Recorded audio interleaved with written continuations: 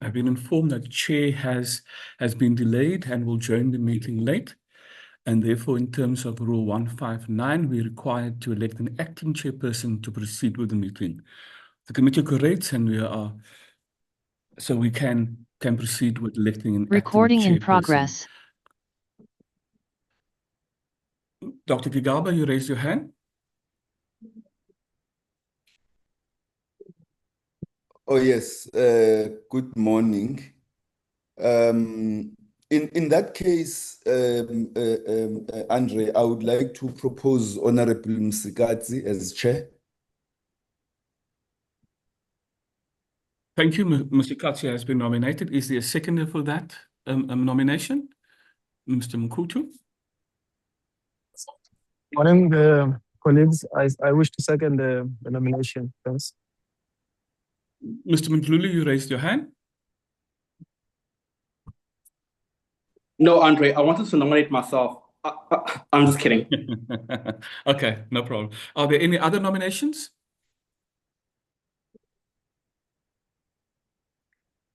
Ms. Msikatsi? There be no other no other nominations, Ms. Katsi? You are duly elected to act as the acting chairperson until the chairperson return during the course of the meeting. Is that in order? Okay, thank you, Andre. It's fine. No problem, Chair. Ms. McCarthy, I'll just do a proper roll call so that we can then make sure everybody is on the platform. Mr. Mkutu is here. Ms. Motukatsi is here. Dr. Gigaba is here. Mr. Mdluli is here. Mr. Koza?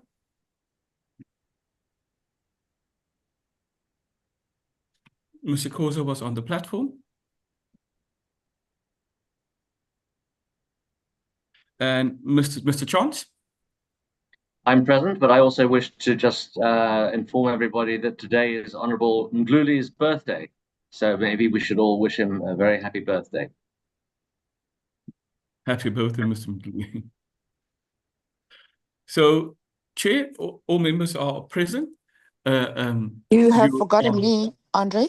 My apologies, Ms. Webster. I saw you coming in, but I slipped my mind. My apologies. Good morning. I'm present and happy birthday to Honorable Mdluli. Thank you for the birthday wishes. I really appreciate it. Thank you. Mr. Koza, you were off the platform and you're back on the platform. Thank you very much, Andre. Good morning to everyone. I just had Honorable Kazoe wishing Honorable Mdluli on a special day. So we are also sharing the same sentiments, echoing the wonderful words, wishing the young man a blissful day on his birthday. Thank you. Ms. Mosikatsi, the meeting is over to you, Ms. Mosikatsi.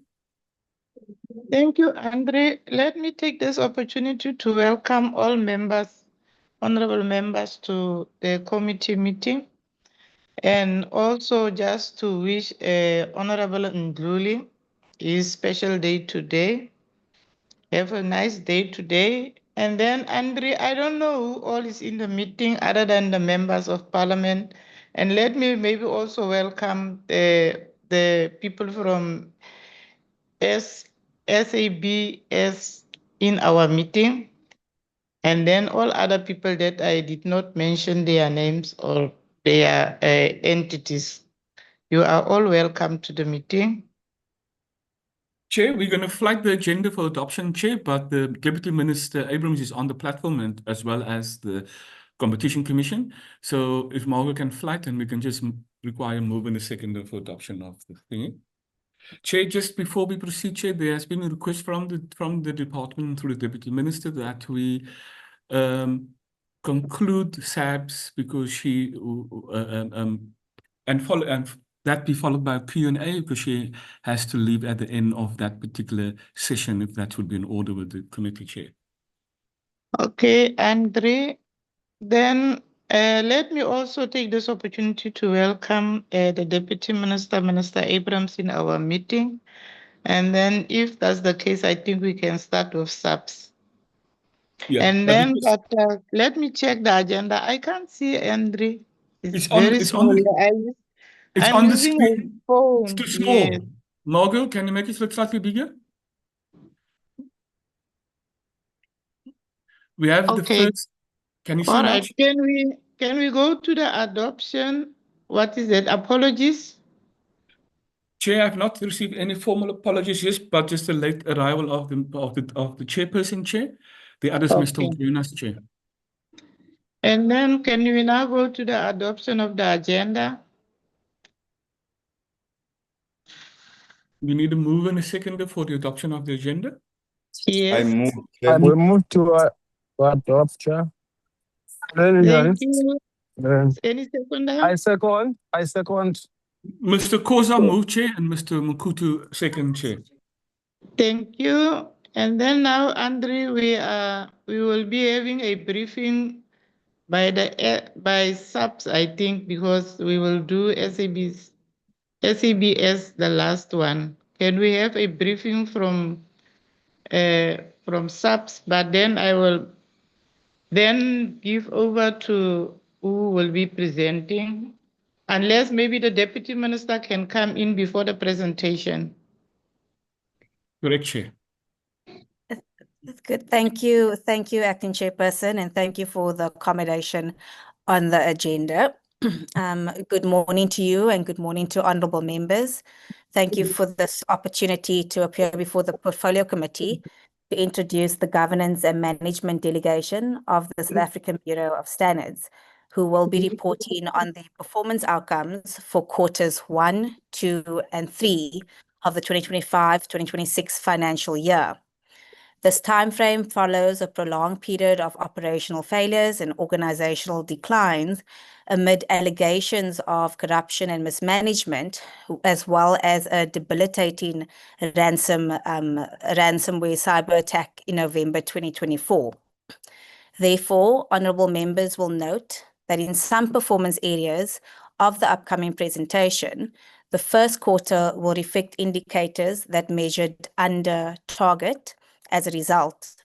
But despite that initial challenging context, Chairperson, there has been steady progress that picked up subsequently as corrective and recovery measures were and are still being implemented, with the organisation achieving 80% or higher in quarters 2 and 3. This improved performance is demonstrated in turnarounds such as the SABS Cement Laboratory accreditation for product testing and certification, after having been partially suspended since August 2024, was fully restored during the third quarter when SANIS assessment of the laboratories also resulted in 6 additional signatories being approved for the cement laboratory.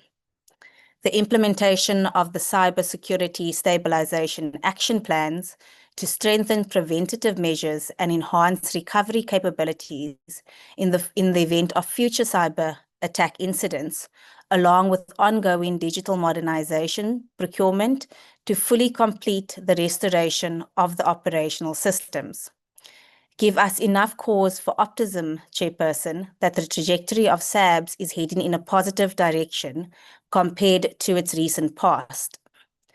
Additionally, this trend will hopefully be reinforced by the continual progress in addressing the findings raised by the Auditor General, as well as those through processing recommendations, particularly from State Security and the TSU forensic investigation findings. Concerning the latter, Chairperson, the TSU forensic investigation, I am very aware that honourable members have been keen for satisfactory feedback on this matter, as well as the finalisation of this matter, especially given the multiple delays throughout last year. As the SABS leadership will elaborate in the presentation, the TSU forensic report was handed over to the board at the end of January this year, and I'm informed that the execution of corrective action plans is already underway. Unfortunately, Chairperson, we are not yet at a stage where the full report can be made available to the committee or to the public due to a legal opinion that we have received, which has advised the department that we are constrained by certain pieces of legislation, such as papaya obligations in relation to some individuals' names, particularly whistleblowers, and the need to maintain information integrity in anticipation for further investigations and legal action.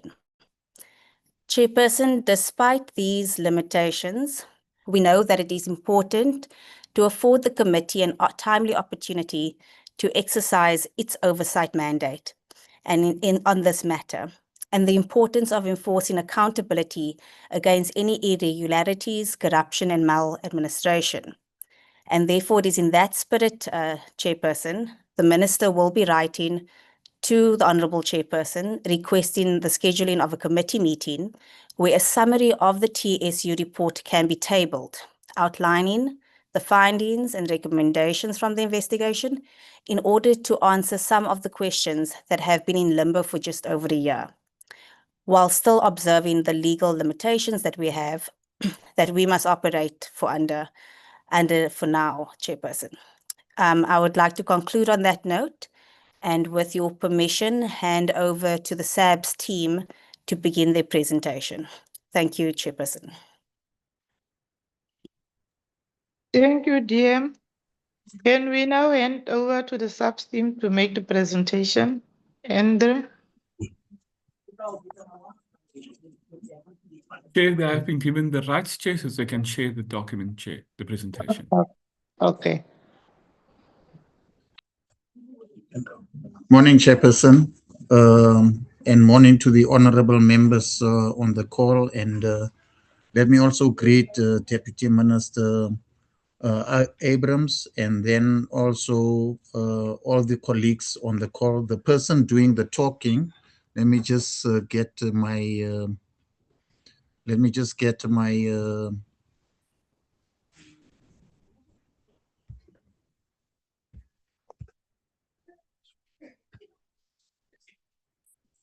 The person doing the talking is Blake Mosley Fatula, the acting CE of SABS. And I am joined by the entire SABS executive as per the documentation that has actually been shared. The SABS delegation would constitute of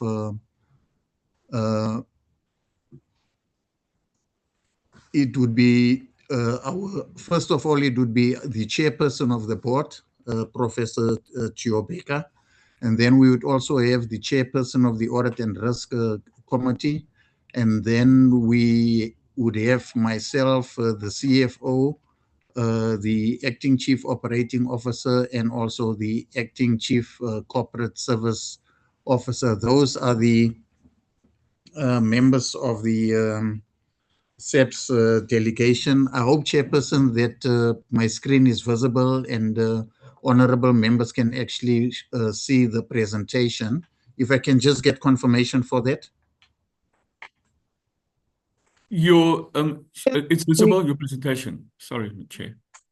Oh, it is visible. So just to proceed then. So this presentation will basically deal with, as per the request from the Portfolio Committee, to focus on Q1, 2, and 3 financial and non-financial performance.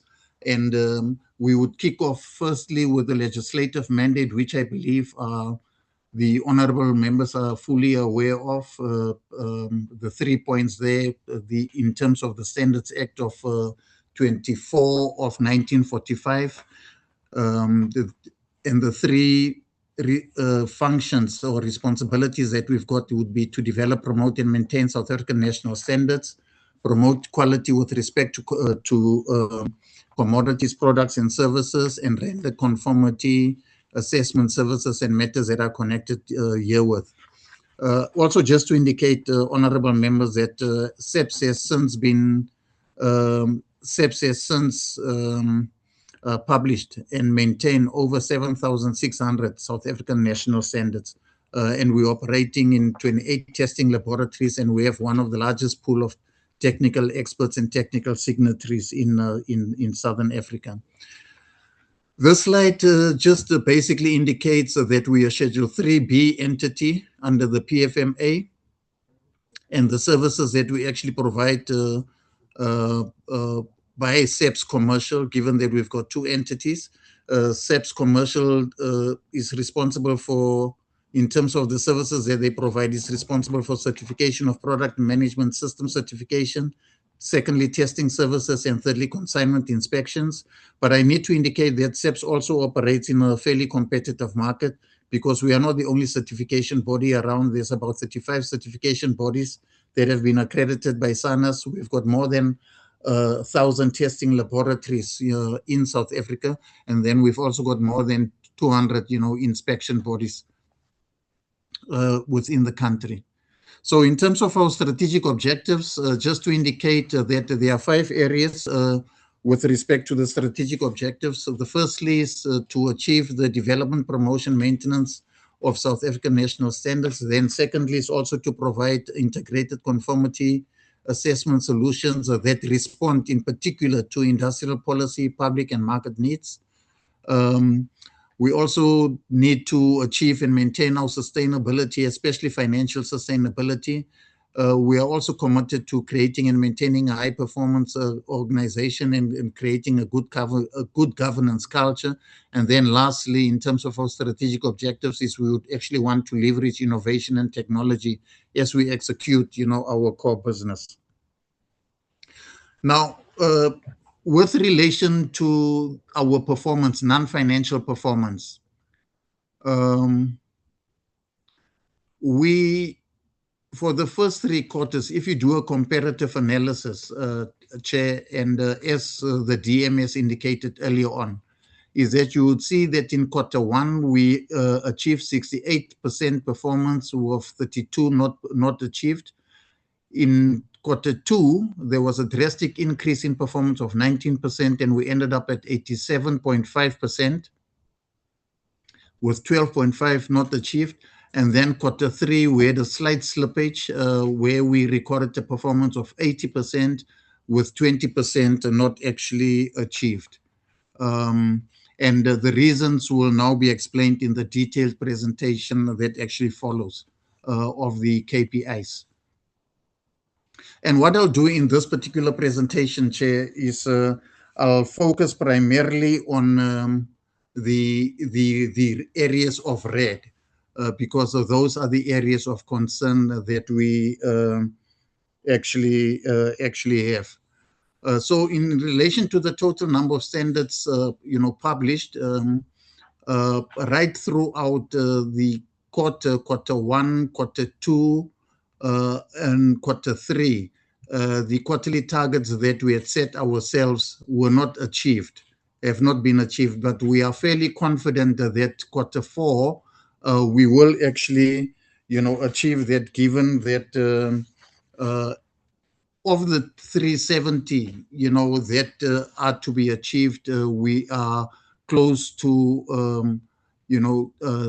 300 as at the end of February. So we believe that that particular target for Q4 will be achieved, but all the 3 quarters, it hasn't been achieved.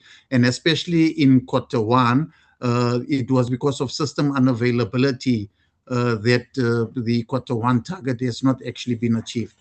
So in relation to the publishing of standards aligned to the reimagined priority sectors, the number of case studies conducted and promoted, there we are fine in terms of performance.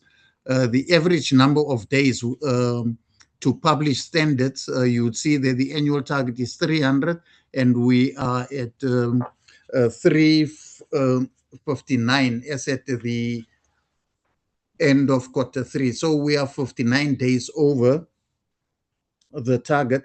And the reason for that is because there are several legacy projects that are nearing completion after years, of delay. And those delays were essentially caused by departmental capacity and the need for additional data and research. And those were the reasons for the actual, underperformance with respect to that particular KPI. Just to proceed, the next slide you would see is all green, and there's nothing that actually has to be explained here. All that we need to indicate is that the intention is to ensure that come the end of the financial year, this green must actually remain. And we are confident that we would be doing it, given that we've been tracking our performance, and given that the end of the financial year is just around the corner. The vacancy rate of critical positions, currently you would see that in Q1, that information was not available. Q2, the target was it should be less than 8, and Q3 it should be less than 7, and the performance in Q3 we've actually achieved, and also for Q2. The employee retention rate is an area where we are struggling, and we don't think that we will achieve this come the end of the financial year. And it is precisely because of the number of employees that we are actually losing on a monthly basis. I need to indicate that it's not an acceptable situation that we currently have, and of people actually resigning.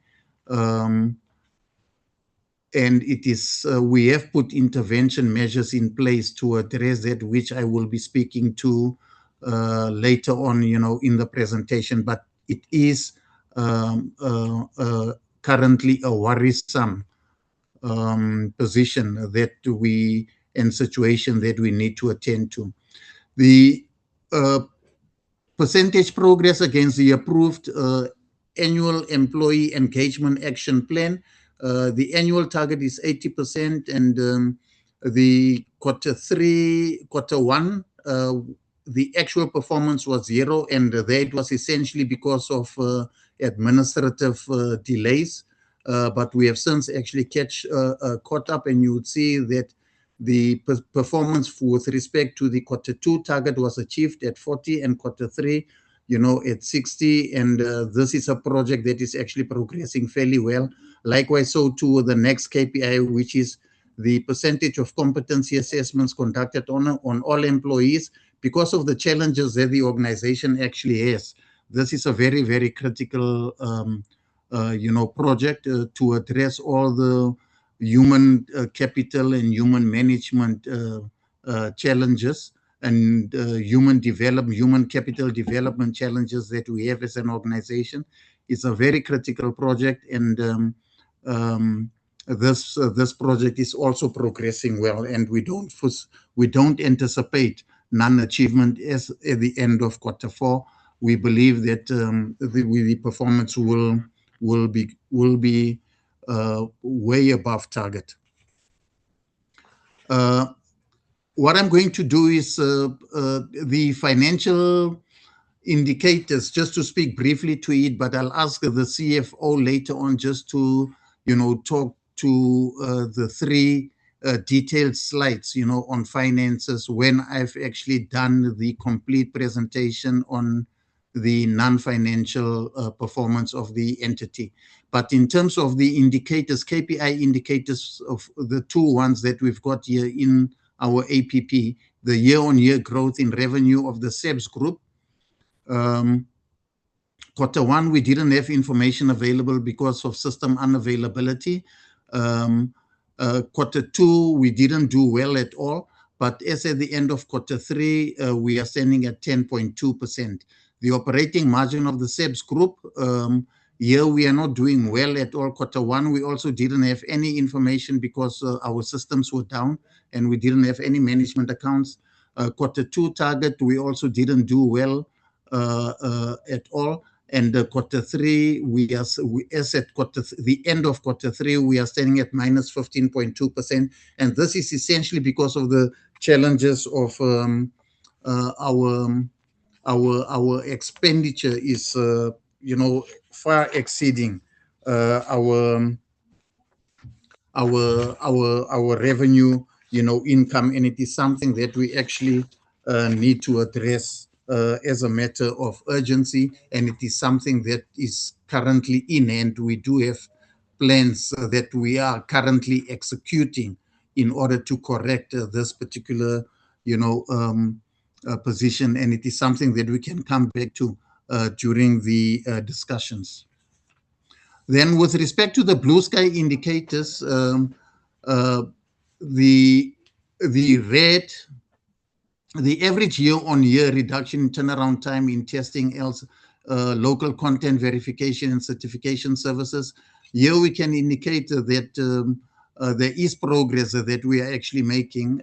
We are currently, as at the end of Q3, there's been a 17% improvement, in the turnaround times. Q1, we couldn't. The actual target that we have for Q1 was to determine and sign off in scope processes, and which was done. And the Q2 target of the approval of the methodology and baseline, that was also, achieved. And as I indicated, that consequently, because of the work that we are doing here, there's 17%. We're not happy with the 17%. We need to achieve 20% in terms of the target, which I believe we will achieve. But I think that it's going to be important that we actually surpass, the 20% if it is that we want to regain lost ground in industry. The other KPI relates to the number of MSMEs in industrial parks and SEZ serviced. Q1, the target was 5. We didn't achieve any in Q1. This was essentially due to the fact that our planning processes took a bit long to complete. And then since then, we actually managed to catch up with our Q2 target, and we've actually exceeded the Q3, target, standing at 41, of the 50. And as I indicated, that come the end of the financial year, we should also be okay with respect to achieving this target. Number of MSMEs trained in the ARSO Eco Mark scheme. We need to train at least 10 stakeholders. The Q1 target was to develop the framework for implementing Eco Mark scheme in South Africa. We didn't achieve this because the workshops to do a deep dive and the technicalities of the scheme, we actually had to plan, for that. And then Q2 target was approval of the Eco Mark scheme, and that we actually achieved. And then the training material has actually been developed for the Eco Mark scheme, which was also the Q3, target. Then the percentage of reported mark scheme transgressions cases closed. The target for the financial year and annual target is 80%. The Q1 target was 5%. We didn't achieve the Q1 target. Again, it was because of administrative, delays in the company. The Q2 target was 20%. We achieved 50. The Q3 was 50, and we also achieved 50. So the percentage of year-on-year growth in the number of valid SABS mark permits, the Q1 target, we actually did not achieve that. That also was due to the administrative, challenges that we had within the organization. And then since then, we've basically achieved both Q2 and Q3 targets. The KPI on the number of new women appointed into technical committees, that's 10 for the financial year. We are doing fairly well in this regard. As at the end of the Q3, we are standing at 16, and the annual target has already been achieved and superseded. The number of stakeholders trained in management and governance systems, there it's 3,000. That's the annual target. The Q1 target was 400, and we were short by 8 that we didn't manage to train. But we more than made up for that in relation to achieving the second quarter target and also the third quarter target. And we're also very confident that come the end of the financial year, we should be fine on this KPI. The KPI around the triple BE, I need to indicate that here the organization is actually struggling a bit, and it's something that we can also come back to during the discussions.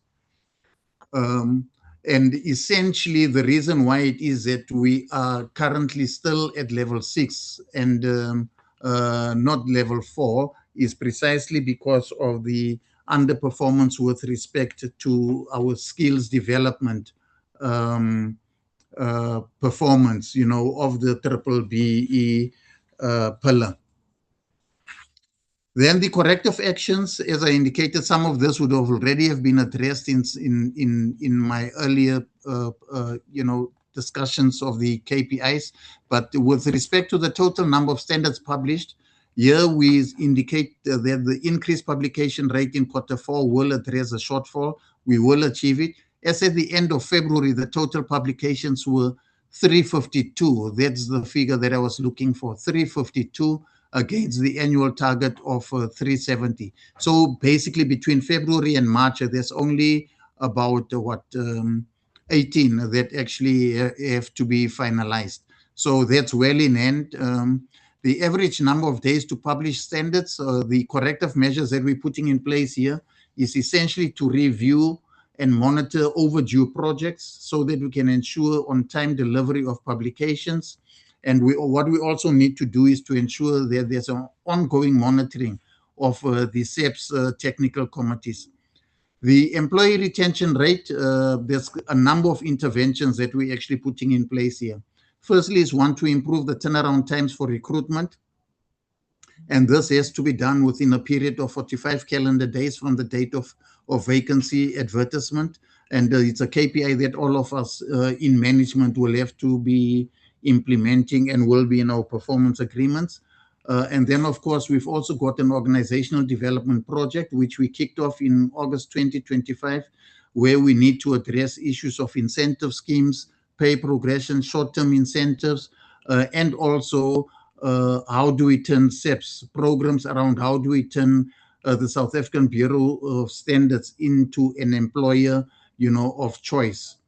And there are quite a number of interventions around the employee value proposition and turning SABS into an employer of choice so that we can deal with these, attrition and loss of staff. Just in terms of the highlights, firstly is that as the DMS indicated that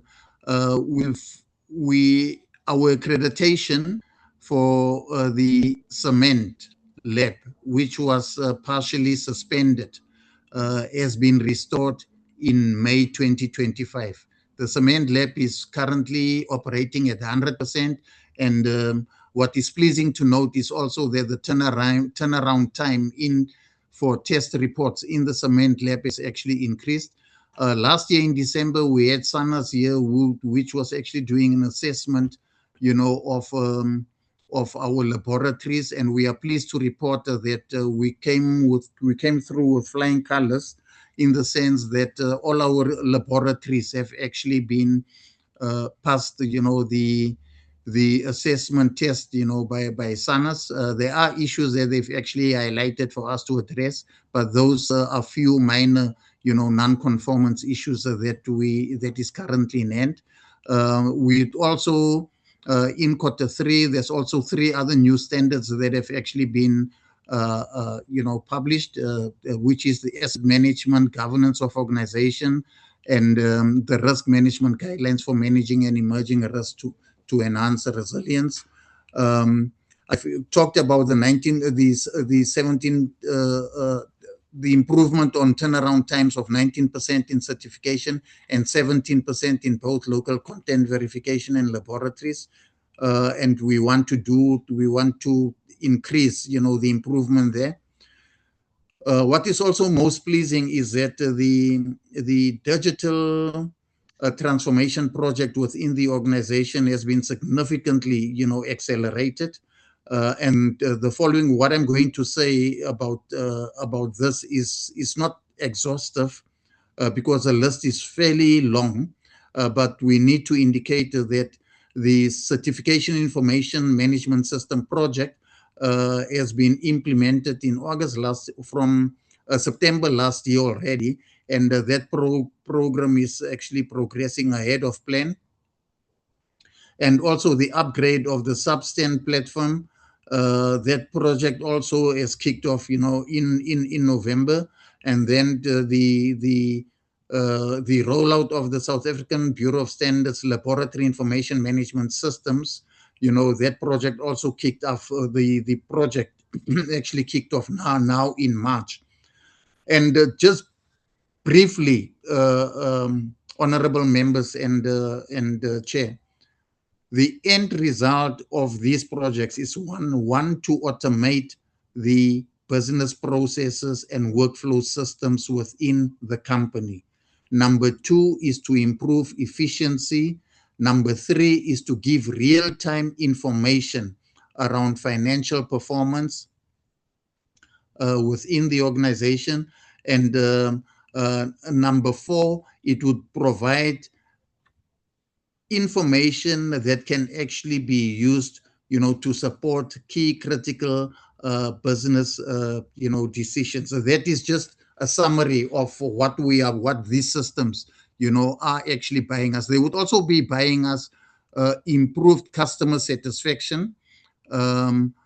These systems will also help us to retain customers with offsets, and also to grow our footprint, in the market. Then another highlight that we would want to talk about is the integrated customer database. Currently, because SABS is very manual, we've got quite a number of manual processes. We're operating like an organization of the 20th century when we are in the 21st century. And because of that, we've got different sets of databases. So the laboratories would have a different set of customer, database certification, a different set, customer partnering, a different set, and finance, a different set.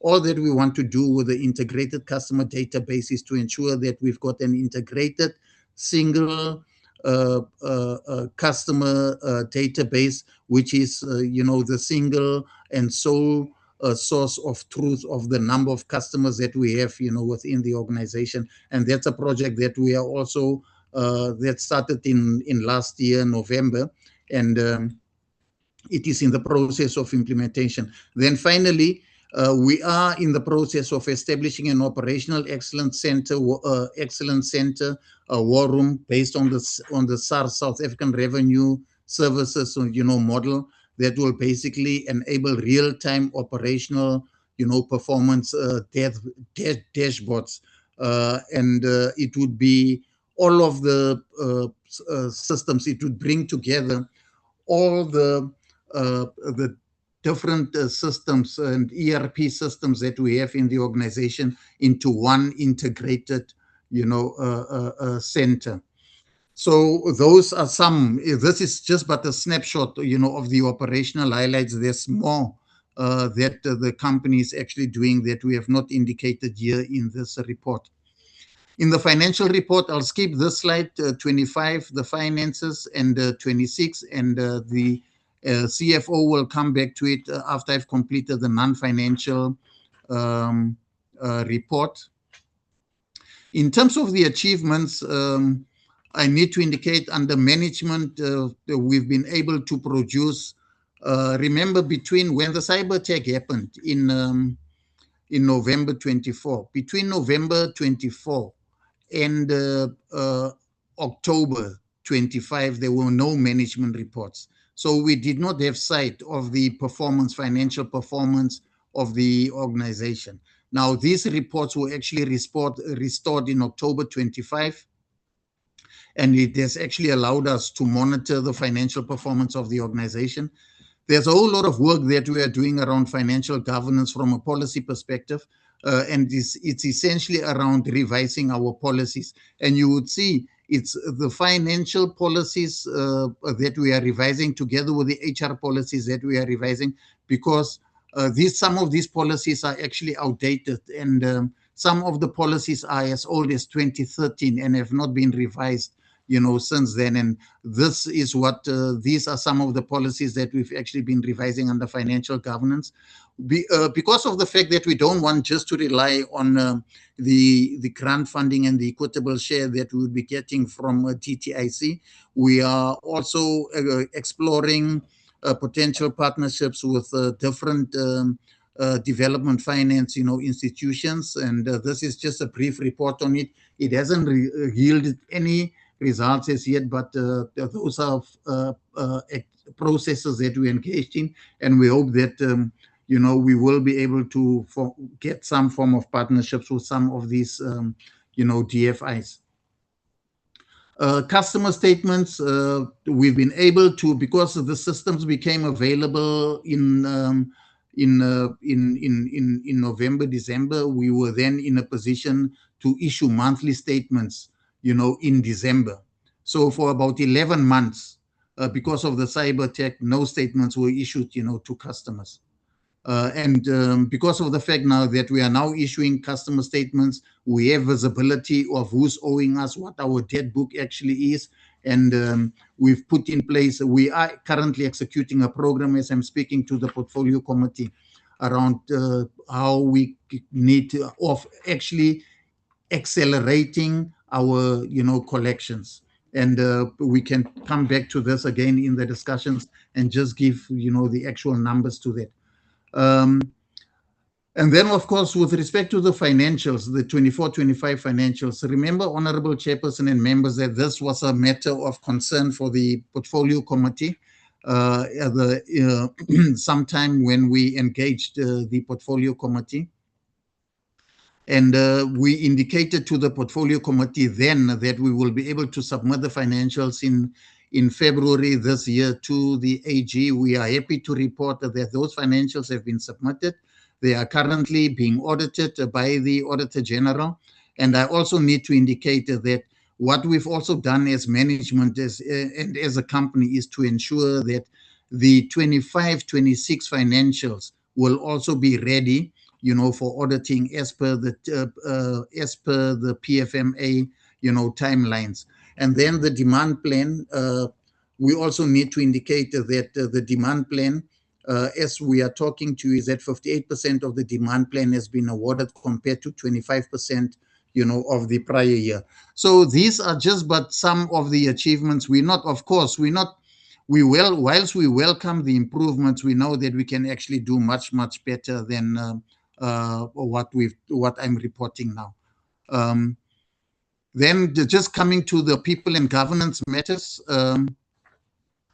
In terms of the vacancy rate, we've got a head count of 668. We've got a vacancy of 41. And as we're reporting, as at the end of February, when we send the report to the portfolio committee for circulation, the vacancy rate actually stood at 5.72.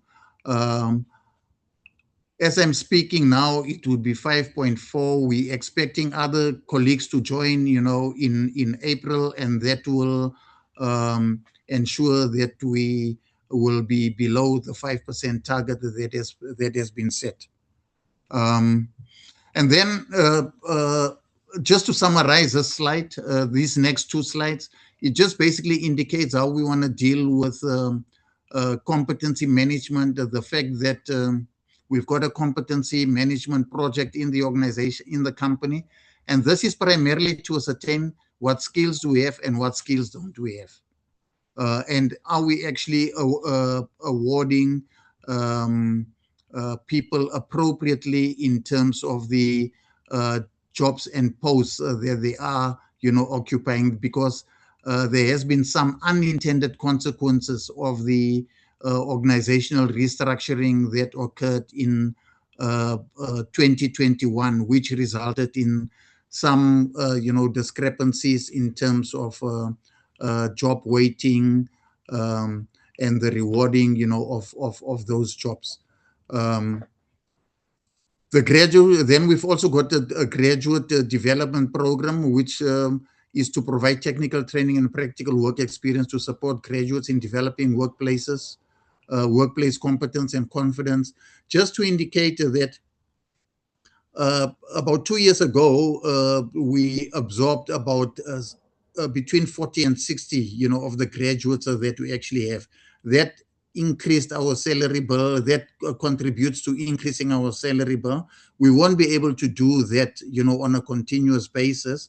And it is our responsibility as a company to see as to once the graduate program actually expires in the organization, how can we assist these graduates, to land other full-time permanent, jobs outside of the company. Then we've also got a learnership program. And then we also have a program with respect to the Youth Employment Services, the YES program. And this slide 32 just basically gives more detail, around these particular programs. And we may want to come back to discussing this, during the discussions. This slide here, 33, is just an update on the policies and the standard operating procedures that HR, human capital, has basically been dealing with. And this is the current policies that we've actually been, dealing with and that we have been reviewing. And this list is not exhaustive, and there's still a whole host of other, policies that we still need, to revisit and renew. I need to indicate that with respect to the IT function, the current IT function within the organization is a huge risk, because it's because of the weakness of our IT capability that the cyber attack actually happened. And the fact that we also took long to recover, from the cyber attack, about 10 to 11 months, I think was also a weakness, of the capability that is residing within IT. We have been operating without a chief information officer or chief digital, information officer, when all other government departments have got chief information officers. We as SABS don't have such, and that is something that we are correcting through the advertisement for the Chief Digital Information Officer position. We've created one, and we are currently, the recruitment process has actually started.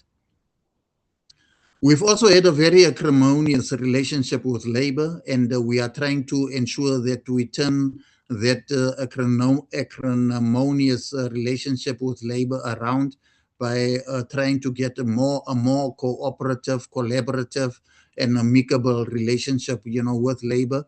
And we've had quite a number of staff engagements, with labor. Over and above that, we've also established a workplace forum for staff, and where we are engaging with labor. We are also, as part and parcel of trying to improve the state of employee and labor relations, we are also expediting the number of the resolution to the grievance processes, issues that people have against, the company. And we're also expediting the resolution of outstanding disciplinary matters and people who've basically been suspended. And we can also come back to that during the course of the discussions, because I'm sure it would be of interest, to members as to what exactly has been happening and, what other stats, in relation to that. The DMS indicated that we are overseeing the implementation of the TSU report. As has been indicated, it was forwarded to SABS in January. The minister requested that we actually develop an implementation plan and forward him with an implementation plan, which is what the company is actually doing. And as we forwarding the implementation plan, to the minister, the issues that have been identified in the TSU report, from HR matters to procurement matters to recruitment, issues, all those issues are actually in the process of, implementation. And as the DMS indicated, is that we would be prepared to come and present a detailed report to the portfolio committee with respect to what it is that we've done with respect to the TSU report and the implementation of the recommendations of the TSU report. We're also implementing a new payroll and performance management system. We've also ensured that we try to increase the CAPEX expenditure for our facilities and on our laboratories, because remember, one of the major challenges that we have as SABS is that we've got the problem of deferred maintenance. In other words, our assets were not maintained on a regular basis and as it should have been. And of the 43 million that we actually had, 28 has been spent as at the end of February, and the remaining 15 we indicated will be spent in March. This is just further detail around, the TSU investigation that we have already, spoken to. And just moving towards conclusion, Chair, on the non-financial performance, the cyber attack. How have we responded to the cyber attack? There's quite a number of interventions that we've made, and here we've just listed 8 critical ones. Firstly, is what we've done is we've actually upscaled our ICT infrastructure capability by appointing an additional 28 people. We've got the breakdown of some of those 28 that have been appointed, number one. Then number 2, what we've also done is to establish a security operations center, which is 24/7. The responsibility of the security operations center in the form of a service provider would be to track the threats, to track cybersecurity threats, all these phishing incidences, that are happening, and receiving anonymous emails and suspicious emails, amongst others. That is what they would be doing.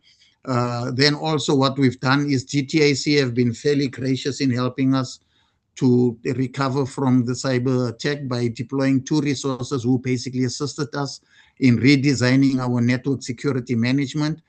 We've also ensured that our disaster recovery that was found wanting when the cyber attack happened, we made sure that we actually appoint a service provider for disaster recovery, number 1, and also for backup services. And this was done way back in August 2025. And that will actually ensure data integrity and operational continuity and enhanced, security.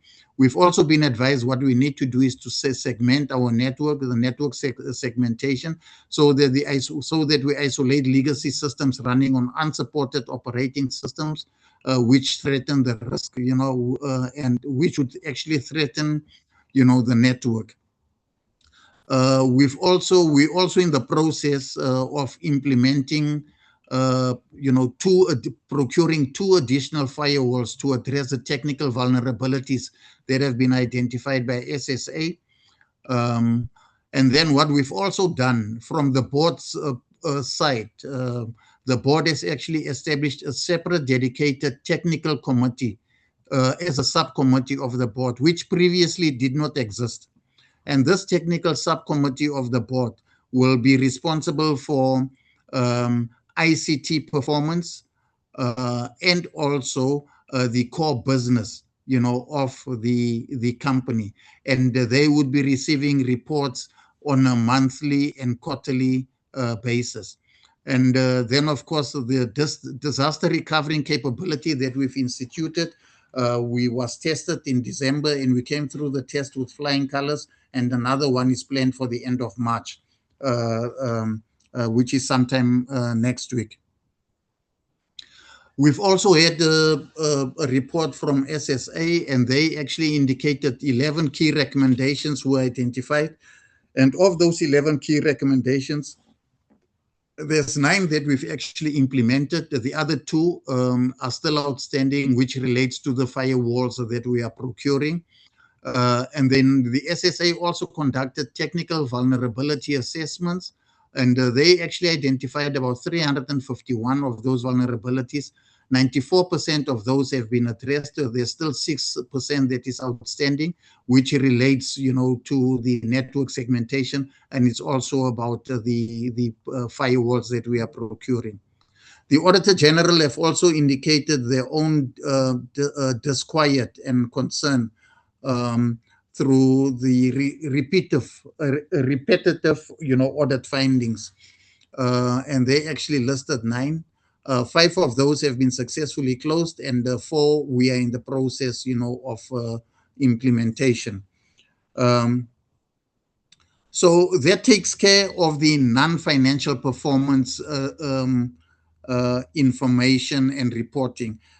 So with your indulgence, Chair, if I can just ask our CFO just to talk to those 2 slides, on finances that I've mentioned, and that will then complete our presentation. So CFO, if you can talk to this slide 25 and slide 26. You must just tell me when I need to proceed, to the next slide. Thanks. Over to you, CFO. Okay, thank you very much, and good morning, Chairperson, and thank you, ACE. I'll be taking you through the financial performance, starting with slide number 25, which has been reflected. When one looks at the table on the right hand, that will be my left hand side, but your right hand side, we are presenting financial results, which tracks the actual budget against the budget, year to date, comparison with the previous year, and also including the year-end focus, being the third last column. So in terms of the performance up till the 31st of December 2025, the revenue that has been attained from the 4 major services that we are undertaking was at 354.8 million versus a budget of 32.6 million, which is 8.6% below what we had been budgeted. But one tracks it's 10.2% above what we had attained in the previous year. Moving to the other income, we attained 18.7 million, which was 1.2 million above the budget of 17.5 million, as well as that being above what was attained in the previous year by 5.3%. So on the government grant, we have received 205 versus the 224.9 million that was budgeted for. And then in total, the total income amounted to 578.5 million versus 635 million, which became low by 8.9%. In comparison to what was attained in the previous year was it was high by 7.3%. Our total expenses, which comprises employee benefits and other expenses, amounted to 610.6 million versus the 664 million, giving us a positive variance from the budget of about 53.4 million in comparison to what was attained in the previous year at 512 million. There was a positive variance of about 98 million. And then moving to the profit and loss attained for this period under review, it was a negative 32. And when we add the depreciation and the government grant that we are systematically recognizing, it went to 54 million. I need to mention that it is brought in because in this presentation, we also, on a systematic basis, reporting the effect of the capital investment that we have made in the previous year into the financial performance. And that loss was augmented by the finance income that we attained from short-term and medium-term portfolios that we have at the bank by 26.2 million, as well as the gains that we had attained on our long-term investment with Alexander Forbes and Old Mutual by 31 million, and then bringing it to a level of 1.9 million. At SABS Commercial, there was a profit realized. When we submitted the first provisional tax, there was a 10.1 million payment that we had to make to the SARS and then bring our loss to 12 million. So overall, the effect on it on revenue is that in terms of the revenue that has been attained, we've reported on that negative variance, which is the columns that is on the right at 37.7 million. And on the expenses, that positive variance that I had reported on, it's at a green performance at 53.4 million, and with the net profit ending at minus 12 million. When one look at the forecasted year-end a loss that we expect to make is at 8.8 million, basically as a result of the investment that we continue to make to stabilize our digital security. We can move to slide 26.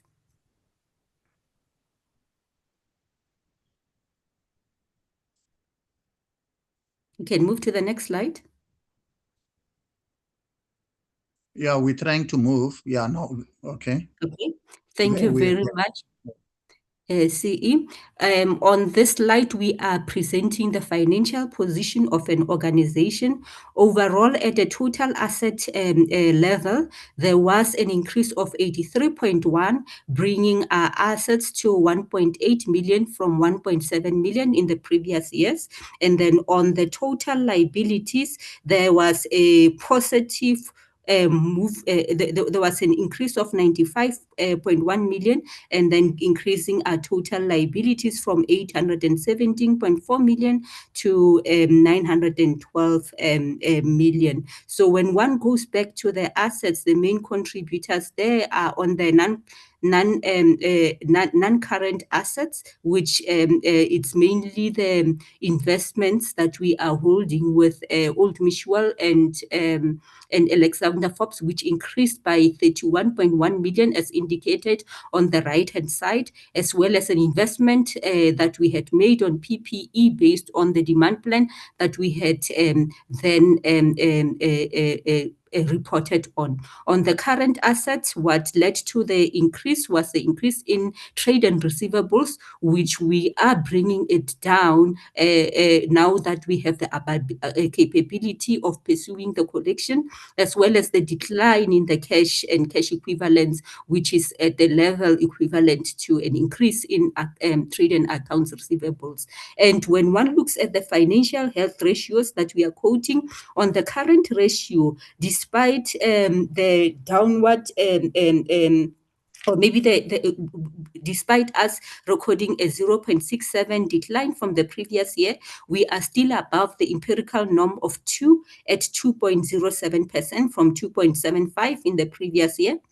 And on the solvency, which measures our long-term liabilities and our long-term assets, we are at a level of 206, which is also a knockdown from the previous year of 2.28. However, when one looks at the empirical norm standards that we are having of 1.1, we are 1 point above that empirical norm. That will bring me to the end of the presentation, Chair. Thank you, Isi. Okay, thanks, CFO. So, Chair, that would conclude the presentation from SABS, and let me hand back to the Honorable Chairperson. Thank you very much.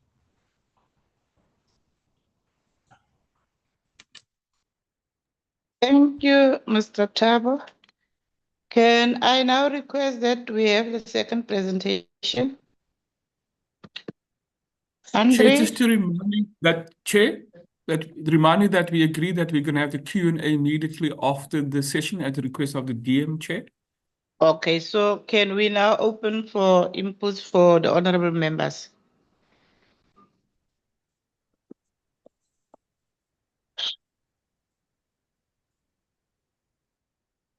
Mr. Andre? Chance raises his hand, Chair. Mr. Chance, Yes. so far, Chair. Okay, Mr. Chance? Thank you very much, Chair. Good morning, everybody. And thank you to the Deputy Minister and the SABS executives for the presentation this morning. And regarding your comments, Deputy Minister, obviously uppermost in our minds is the TSU report. And I'm gratified that the Minister has committed to writing to the chairperson requesting a meeting, which I would hope would take place early in the next term in May. And obviously the questions will be multiple. I believe it's a very long report. So it's going to be important that we have access to that report, or at least a redacted version of it. In regard to other specifics, last month an advertisement went out for the appointment of a new CEO, a permanent CEO, I assume. And the current CEO's position, acting CEO's term, I think comes to an end in July. So could we please know what is the status of that recruitment process, and when do you expect to have a permanent position filled? Then in terms of the suspensions that are currently in place of the acting CEO, the previous acting CEO and the COO, could we please get some indication of when those suspensions will be lifted, or made permanent? There are other people that have been suspended as well, and it also raises the issue of the ongoing disciplinaries, which have affected staff morale quite considerably in the past few months. Mention was made of very poor labor relations, and that is partially the result of the chair and the acting chair of NAHAWU both being suspended. And certainly I've received information suggesting that there's been a very inadequate disciplinary process where legal representation has been denied, and other complaints about irregularities. So I would like to request that when the TSU report is presented, that the status of those disciplinaries is gone into some detail. We don't necessarily need to have the names, but it would seem that the vacancy rate and the increasing numbers of resignations could well be linked directly to the low staff morale in the organization, resulting in victimization, whistleblowers feeling that they aren't being treated properly. We all know in the DTIC that the committee takes a dim view of the treatment of whistleblowers, in particular the National Lotteries Commission. Then there are some concerning features of this report. I mean, we effectively lost a year. The SABS lost a year. You had a 12-month hiatus as a result of the cyber attack. And I'm sure that the 15% negative, 15.2% negative operating margin has got a lot to do with that. So I'm at least somewhat satisfied to see that there was some action being taken to address those problems. But the direction is by no means all positive. There's been some improvement in the performance target achievements, but still there's a long way to go. For example, in the 359 days publishing standards compared to 300 days target, and so on. Then a couple of other specific questions. The issue of number plates has come to our attention as a committee in the last few months, and you will know that the Competition Commission referred to the Competition Tribunal 3 manufacturers of number plates who were accused of price fixing. But it's not just the price fixing issue; it's the illegal use of SABS marks by number plate embossers. I know Mr. Mbelli in your department has been dealing with this, but I'd like to get some input from the SABS as to what is being done about those allegations. Then, as far as MSMEs serviced, which industrial parks have those SMMEs come from? And what are the services provided by the SABS in those engagements? In regard to training and staff development, you indicated that your BE level 6 was due to the low investment in staff training. Well, staff training, according to the codes of good practice, 6% of payroll is meant to be spent on training.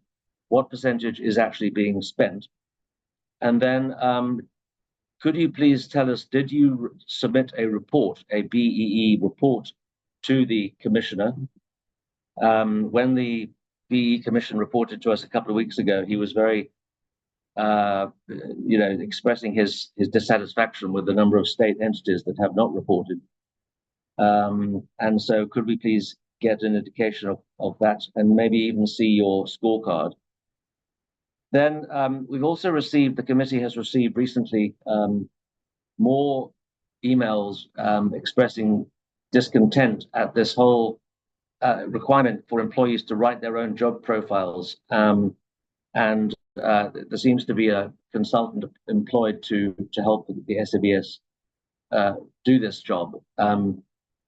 It also goes to the point of employee dissatisfaction. Could the SABS please just give us some indication of what this process actually involves?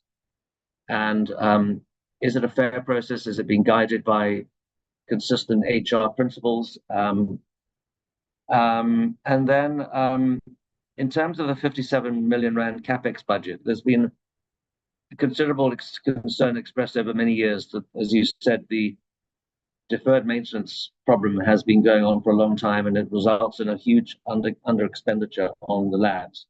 So what is the capex plan for, I know you're reporting on a previous quarter, but what is the capex plan for the next 3 years to address that problem? Then on the collections backlog, how much has been uncollected? There is a deterioration in your balance sheet, and I would imagine that a fair amount of that is due to the non-collections. And when do you expect that collections should be up to date? And I think that is it. Sorry, just one other thing. We had a presentation from the National Consumer Tribunal just recently, and one of the things that became very evident was that their long service of their top executives was very, very impressive. Executives serving 10, 20 years in some cases. And I would hope that a lesson can be learned from them for the SABS, that stable leadership is a very important ingredient to, and a proper succession plan is a very important ingredient. I also just want to finally register my discontent at the lack of cooperation by the new chairperson and this acting CEO. I've written several letters to them since their appointment. They have basically declined any attempt made by myself to meet with them. It seems that they're highly defensive. We haven't even heard from the acting CEO or the chairperson today. So I think that they need to be more vocal. They need to be more present, so that we can regain the confidence, or that they can regain the confidence in the organization, which has been severely dented in the previous year or two. Thank you, Chair. Thank you, Mr. Chance. Andre, is there any other hands? Chair, I don't see any other hands. I don't know if members may Thank comment. you. Yeah, thank you so much. I think Mr. Chance has actually asked a lot of questions that almost cover the whole presentation. Can I now give to the Competition Commission to respond to the questions? The SABS Chair. Okay, Andre. Sorry. Chair, Chairperson Masina raises hand, Chair. Okay, the chair is in the meeting. Welcome, Chairperson, and then you may proceed. No, thank you very much, Acting Chair. I really appreciate I'm attending the investment conference in Sandton, and I was delayed a bit.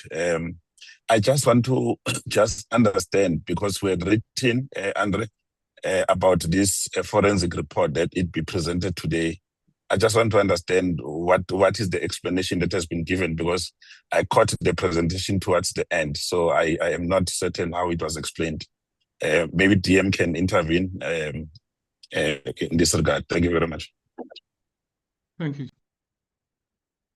Ms. Mosekasi, the DM has raised her hand and she has... Thank you, Chair. DM, you may proceed. Thank you for the opportunity, Chairperson. Maybe if I can just address the Honorable Masina's question regarding the forensic report, since I did cover it in my opening, but I believe he joined late. And then, of course, I'll hand over to the acting CEO who did the presentation to respond, and then to assign questions to his team. So what I said on the investigation report was that, we've received, the report has been handed over to the board, the SABS boards, and they are currently already implementing some of the recommendations. However, we've received a legal opinion that at this stage we are unable to make that full report available to the committee or to any members of the public, because we are constrained by certain pieces of legislation such as papaya, in relation to individuals' names, particularly whistleblowers, and their need to obviously respond to the report and also to maintain some information integrity as we anticipate, further investigation action and legal action. And what has been committed by the minister, I've got his commitment on it, and that is why I can announce it today in this meeting, is that he will be writing to you, Chairperson, to request a meeting, whereby a committee meeting whereby we can provide a summary of the TSU report, which outlines some of the findings and recommendations, just to answer some of those long outstanding questions that the committee members have in order for you to, perform your oversight duties. So that is where we are with that, and that letter will be forthcoming shortly, and then it will be in your hands to, please schedule that meeting. I'll now hand over to the acting CEO, and he will obviously delegate the responses to his team.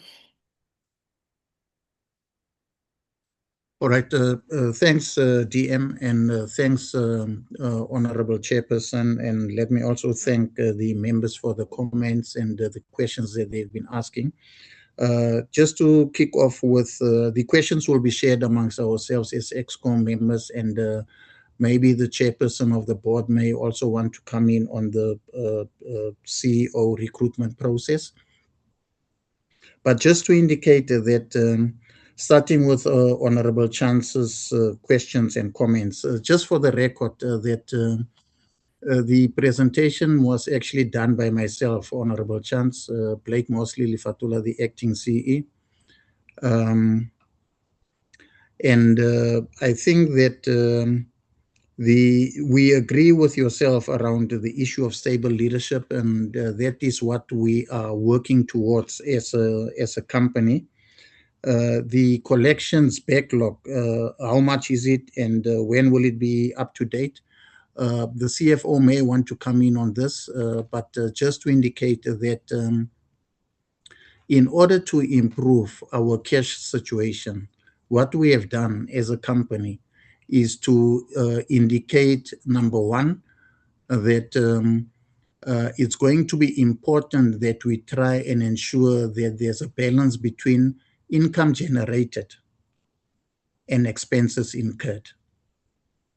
There has been a disturbing trend in the company of where the income generated and the expenditure incurred was not properly managed. The cyber attack just worsened that situation. And now we are actually, as a company, ensuring that at least besides the grant funding that we are receiving from DTIC, SABS Commercial must actually try and ensure that we generate monthly income that is commensurate to the expenditure that it incurs and that the company incurs as a whole. So as a result of that principle that was adopted, which is a fairly normal, standard, basic principle of financial management, we set monthly targets of collection. And just to share an example, for January 26, February 26, and March 26, we had actually set our targets. For January, we had set ourselves a target of 43 million rand to be collected. And we collected about 42.5, so we fell 600,000 rand short. The February target was 59 million. And the actual collection for February, we actually came in at 66 million, which is 7 million above target. The March target that we've got is 65 million. And we are confident, right now we are standing at about 52, 53, and we are confident that we will be able to achieve our March target. But the point that we've made in the company is that this aggressive collection, of revenue, this aggressive collection, of the data that we actually have to improve our cash situation must be replicated right throughout the 26-27 financial year, which basically means that April, May, June, up until March next year, we would need to have these targets that are actually set and ensure that we, at the minimum, we achieve those targets or we actually exceed them so that we improve, our cash flow and liquidity within the organization. CFO may want to come in when it's an opportunity to just come respond on some of these other, finance questions. The CAPEX budget for next year. I need to indicate that the CAPEX budget that we currently have of 47 million is not sufficient given the gap of capital of infrastructure recapitalization that we need to do, that we've estimated to be 2.1 billion.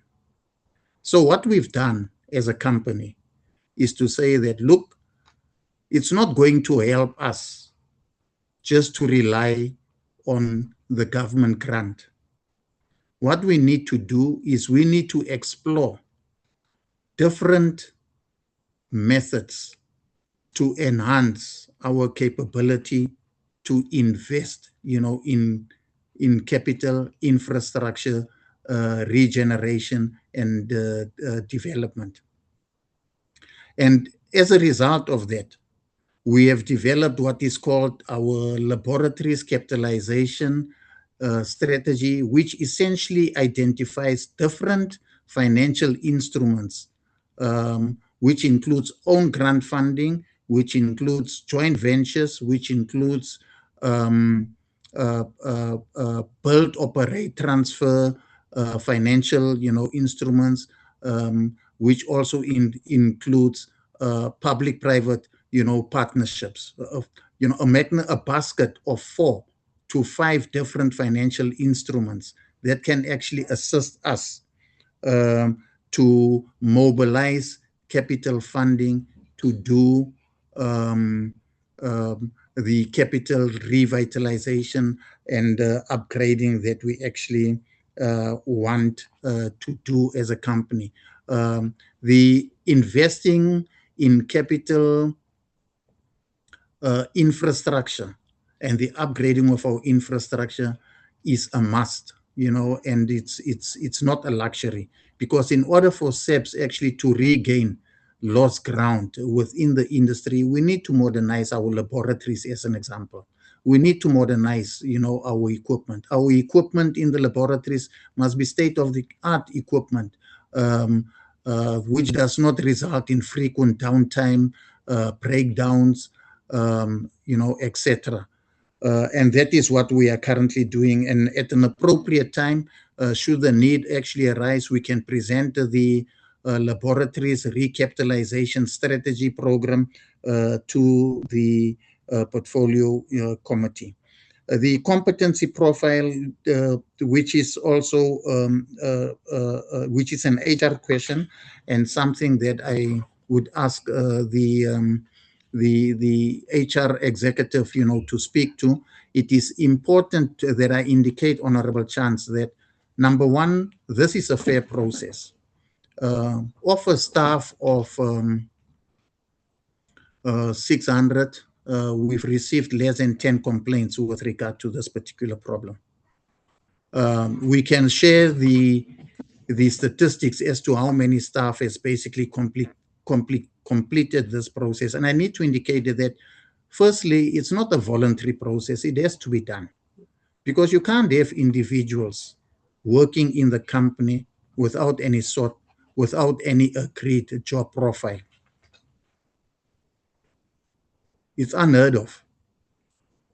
So all that we need to do is that where there are people who are dissatisfied about or don't understand what's the purpose of this competency profile project, all that they need to do is to engage their managers, and their managers must explain to them. The fact of the matter is that it's compulsory, and no one can actually be absolved, from that, including myself as the acting CE and the staff, in my office. But I'll ask the HR executive just to elaborate, on that. Did we submit our report to the commissioner, Triple B commissioner? We wrote to the commissioner to indicate the difficulty that we had in terms of actually submitting our report. And it was precisely because of this cyber attack that we suffered, and the information was gone, in the system. And we indicated to the commissioner that we will be late in submitting our report. And just to indicate for the record again, is that subsequent to our letter to the commissioner, the end of November, beginning of December, we actually appointed an audit firm to do the audit on Triple BE for SABS. Okay, that process has subsequently been completed. And currently, the certificate has been issued with a level 6 that we have, which is what SABS had before, prior to the cyber attack. And we've also got a scheduled meeting with the service provider for him to take us through the report so that we can actually understand and clarify some of the areas that we are not in agreement with the auditor with respect to the Triple BE. The issue around staff training and development, one of the problems that we actually had, and I'll ask the HR executive also to come in on this as to how much are we exactly spending, on staff development.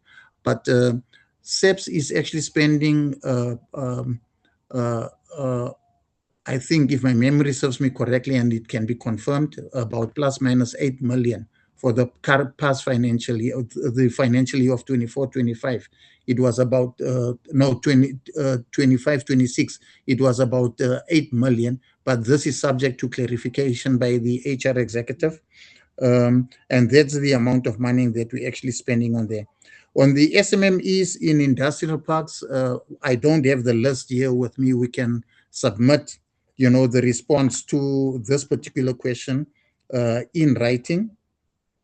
I'll ask the COO to deal with the issue of number plates.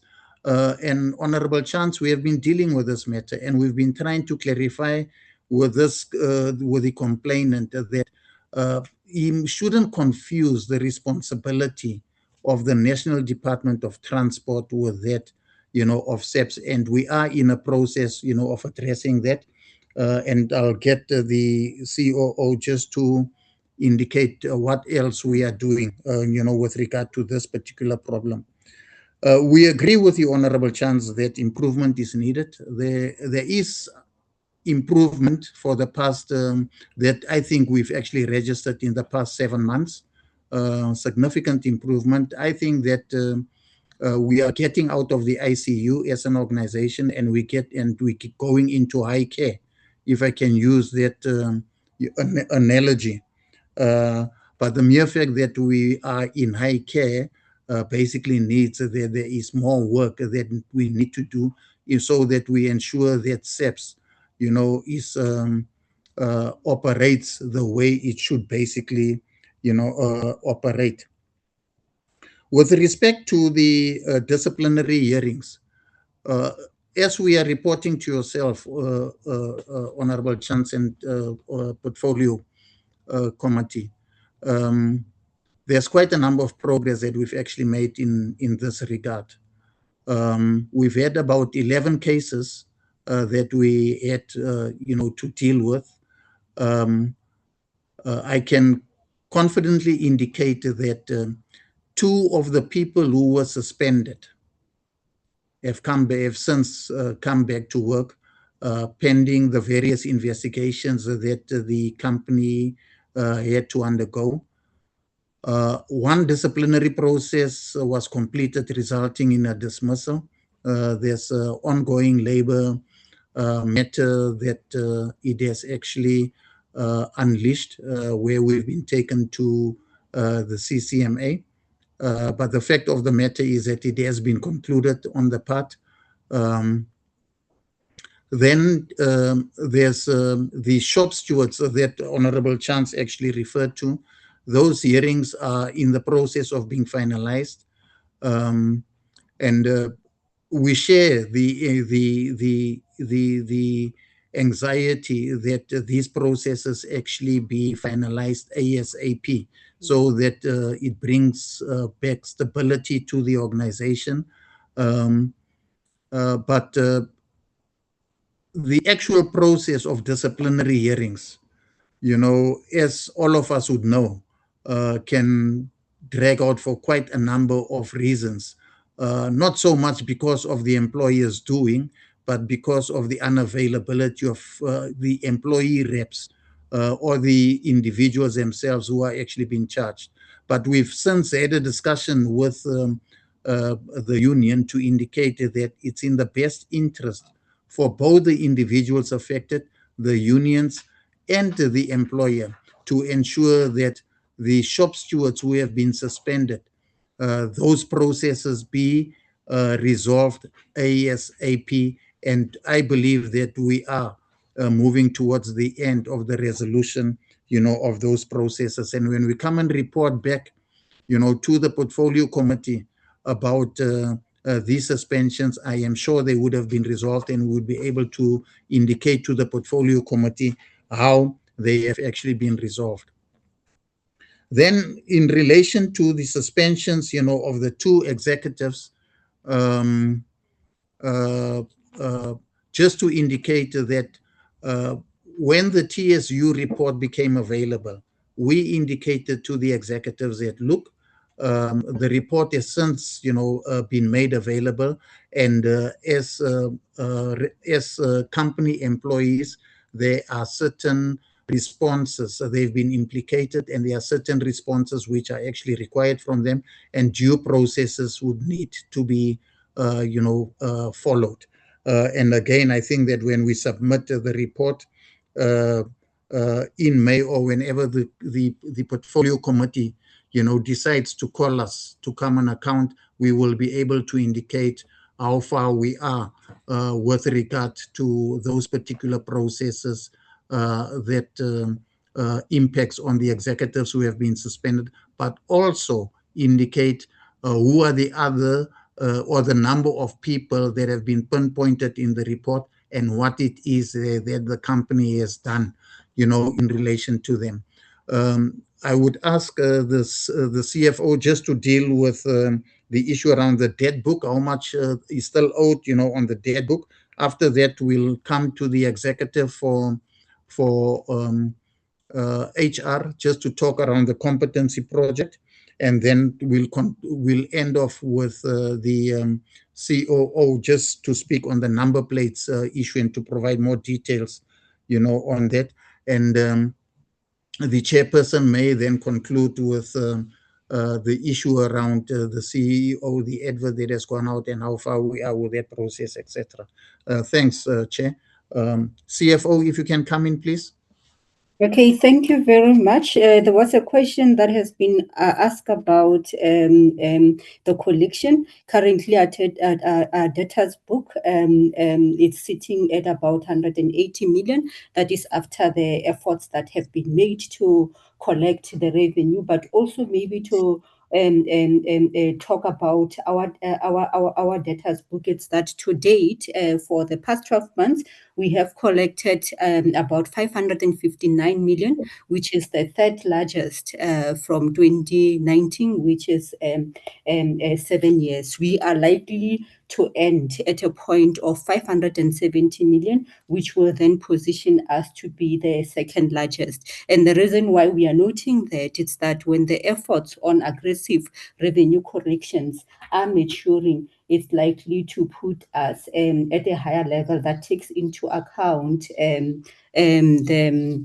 that also takes into account the fact that we need to aggressively grow the revenue. And then the question was also asked about a CAPEX, and then maybe referring it to the demand planning. On the demand planning, what was on the SCM was a value of 367 million. When it comes to capital expenditure, to date, 182 million has been awarded, indicating our efforts to ensure that we invest in the right infrastructure to enable us to compete with our competitors as well. On the issue of the negative margin, a point that one needs to emphasize is that we have concluded our risk assessment, and which was linked to our strategic objectives, and there is an acknowledgement under sustainability that a combination of aggressive revenue growth as well as cost optimization is what is needed for an organization. For aggressive revenue growth, there is a work stream that has been established, which is tracking performance on a weekly basis, just to ensure that whatever that can be done in the market can be done in that way. As getting the BEE certificate enables us to pursue the business aggressively. And if one looks at the targets that we have set ourselves for the for BE levels, we do hope that in the future we'll be able to penetrate the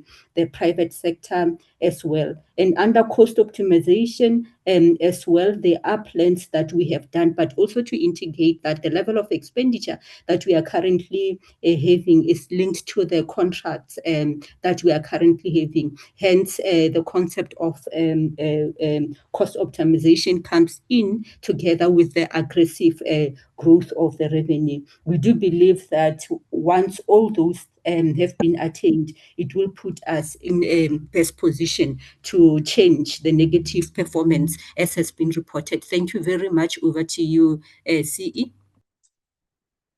All right, thanks. Pat, over to you. Thank you, Chair. Just so that I am visible as the chairperson didn't see me. Indeed, in terms of the training budget, the CE did indicate the overall amount budget that we have dedicated towards our learning and development. This constitutes 1.9% of the employee budget. And of course, we are aware of the Skills Development Act requirements. And as we endeavor to also ensure that we train or we invest on learning and development interventions which are fit, to take the organization forward. Hence, OD projects such as competency assessments, as well as OD projects such as job profiles review. These projects themselves, they come from staff. In 2023, 2024, we conducted a staff survey. And amongst others, they have raised issues around job profiles which are not properly profiled, or job analysis which was conducted without their input. That is why, and it's for that reason, at this point in time, as we review the job profiles, we engage the employees. They are not developing job profiles for themselves. It's part of job analysis process as a matter of OD practice and principle, wherein the incumbent of the position will indicate what is that they do, and their line manager and so on and so forth will consider those inputs, obviously supported by the previous job profile as a baseline, including issues of performance agreement, amongst other scorecards. In addition, Chairperson, just to indicate that this is best practice, the Public Service Regulations, Regulation 39.2 of Public Service Regulations 2016, it does indicate that every 60 months, organizations, in this case, the public departments, need to look into the job profiles of their staff. Therefore, it's part of a best practice. It's also as it was informed through the employee engagement survey that was conducted. We do conduct exit interviews as and when employees leave us, and some of the employee benefits reforms that the CE referred to, be it incentive schemes, be it medical aid reforms, all those employee value proposition interventions that we are embarking on, they are also targeted and earmarked to ensure that we are not only positioning ourselves and we are not only the employer of choice, but in that we also retain and attract the talent that we need. We already did indicate our efforts in terms of budget in as far as learning and development is concerned. We take note of the benchmarks with the tribunal, just to further indicate that in December last year, we recognize employees who have been with the SABS for longer. And we do have employees at all performer levels, including management levels, who have been with the organization for a period over 20 years. We have colleagues, who have been with the organization for 40 years or so. So those are, the tractions that we'll also want to see through when it comes to our executives. But we do note, the benchmark with the tribunal member Chancellor.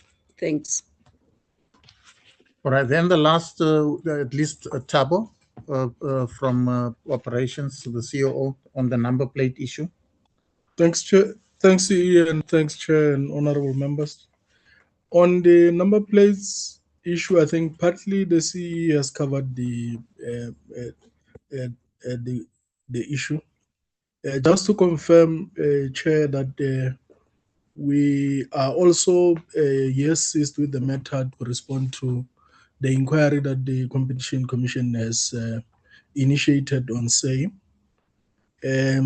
The next part is that in terms of the number plate, it is a product that we are approving. You would see that on the number plates, there is a sticker that shows that they should be SABS approved. And in that respect, we do have a responsibility, and we are carrying out that responsibility on certifying those products. And from time to time, we do get complaints of possible illegal use of mark. We currently have one matter that relates to a manufacturer that is extending the use of our mark when in actual fact they would not have gone through the appropriate channels to get that process. And so we are taking that manufacturer on in that respect.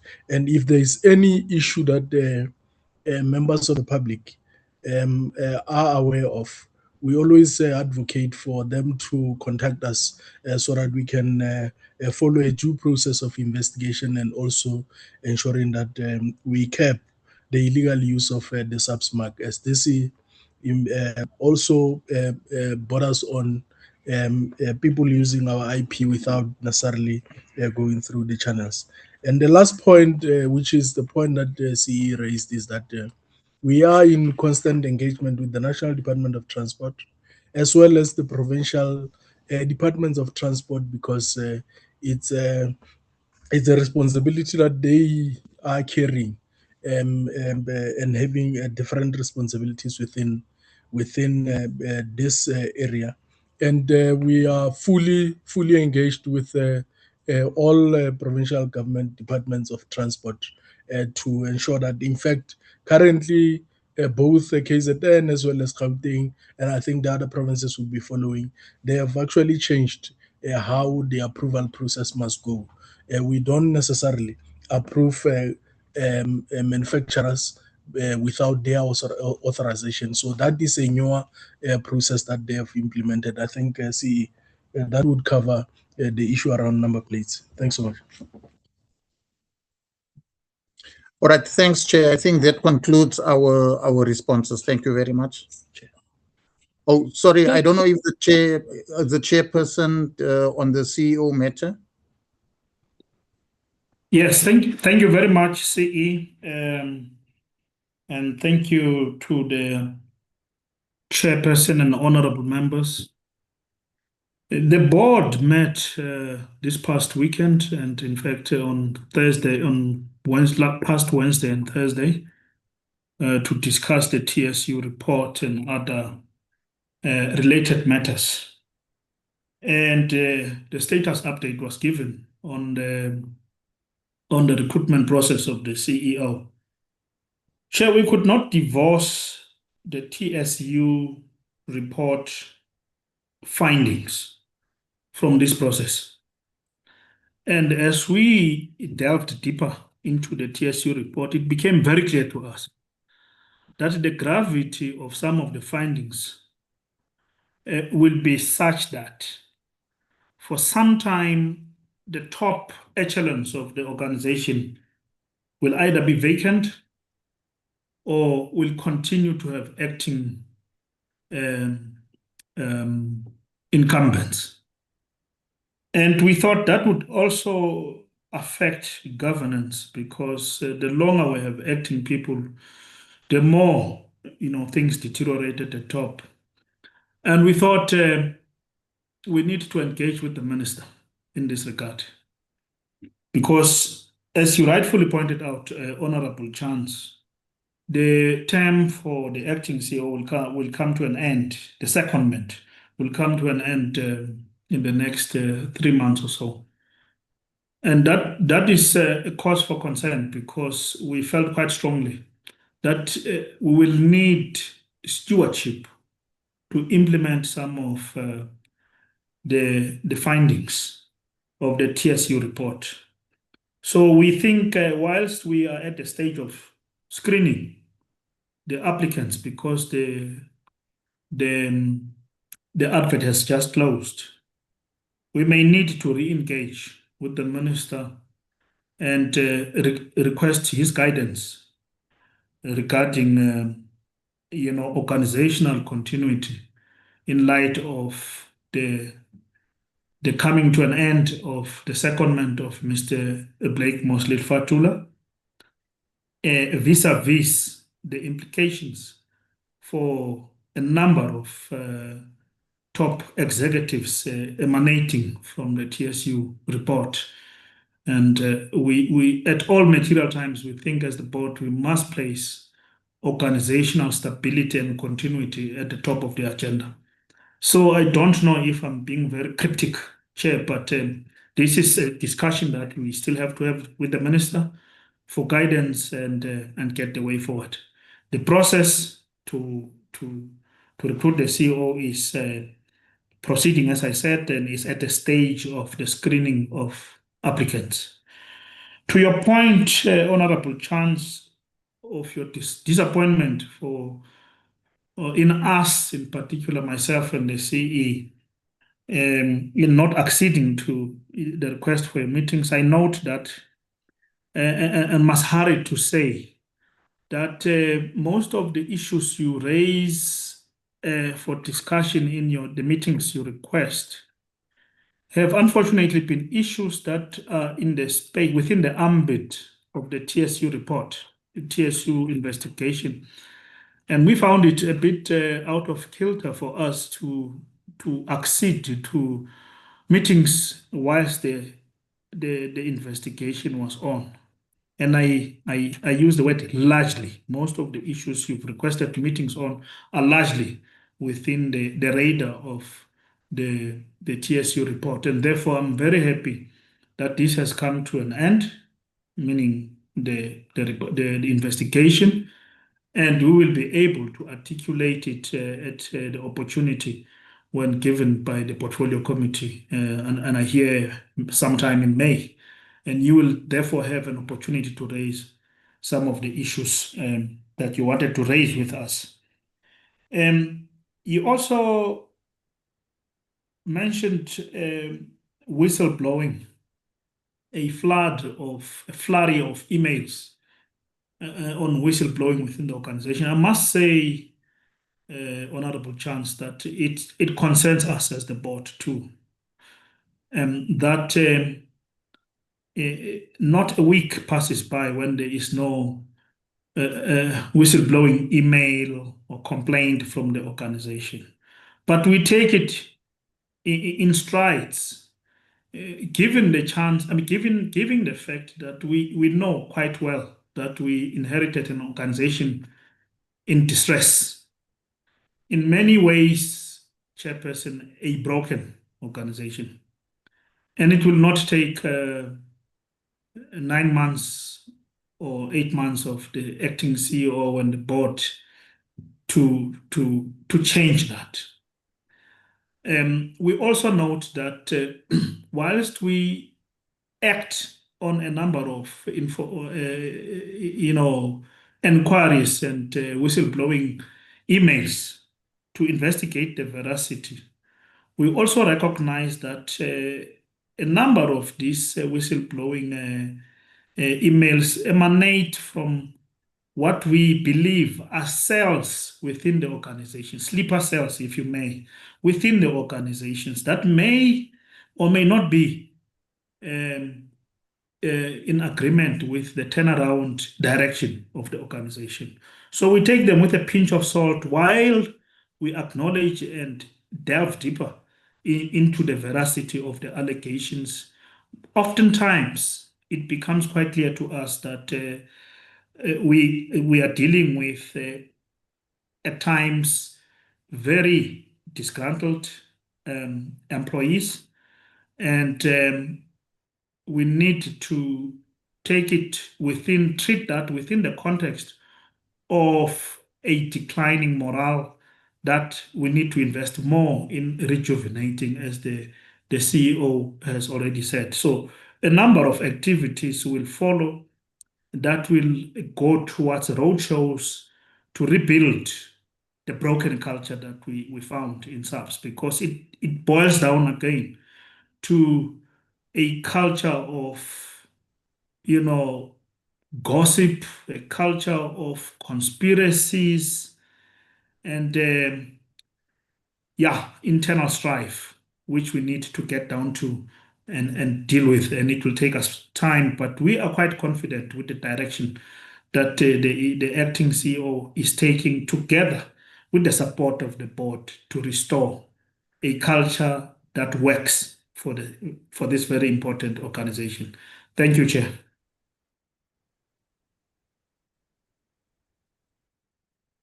Thank you. Thank you very much. Chair, Mr. Chance raised his Can hand, I Chair. just check if the chair is Chair, Mr. Chance Alright, and Chair, Mr. Chance and Mr. Messina is raised their hands. Thank you very much, Chairperson. Okay. And I want to just, first of all, apologize to Mr. Mosley Lefatola. I do apologize. I thought that there was somebody else presenting because we couldn't see your face, and it was Mr. Sapuru's Zoom link that we were looking at. Anyway, so apologies for that. But thank you for the comprehensive responses I've received from everybody. I do have a couple of follow-ups, if you don't mind. You quoted a number, Mr. Mosley Lefatola, which sort of raised a huge red flag in my mind. I just want you to clarify this. You mentioned that you had assessed the need of 2.1 billion rands worth of capex to replace and repair equipment. Is that Is that number actually correct? And if that is the case, I can understand why you've got a laboratories capitalization strategy, and those 5 things that you mentioned certainly do cover most of the ways in which the money can be raised. But perhaps you could just not now necessarily, but give us some indication as to what are the priorities in terms of the repairs and replacement of equipment to get the organization back on track. Then, so far as the suspensions are concerned, the big problem here is that if the acting CEO and the COO who are currently on suspension contest a possible dismissal in the event that the findings of the TSA report recommend a dismissal, it's highly likely that they're going to contest that dismissal, and that will then take months at a minimum, which means that this CEO replacement process will have to be put on hold. You can't appoint a CEO if the acting CEO is contesting his dismissal. So I'm very concerned that that process is finalized as soon as possible, and that we don't find, Stalingrad tactics, which we've seen in so many instances elsewhere, are used by those executives to retain their position. They're already been on full pay for almost a year, and it cannot continue indefinitely. So, Chairperson, Professor Theo Becker, I just urge you to try and get this sorted out as you can. And as you say, there's a sort of stewardship requirement when the current acting CEO's position comes to an end. Is there a possibility that his term may be extended? I know that there's legal issues around that, but we cannot have a situation where again there is a leadership vacuum, because it just creates further instability. I take note of Mr. Sapuru's comments on the number plate issue. I have a feeling that you're being a little bit complacent, if I may be so bold. We have had numerous applications from the Number Plate Association of infringements by manufacturers, and I do urge you again to look into this as quickly as you can. And then just finally on the HR, 1.9% of employee budget spent compared to 6%. It's really not good enough. And for a state institution like the SABS to have a level 6 BE rating, not that the DA even approves of BE ratings, but that's beside the point, means that you cannot get access to procurement by many listed entities because they only do business with level 4 companies. So you need to address that quickly. Thank you, Chair. Thank you, Charles. As I give over to the chairperson to ask question and also take over the meeting.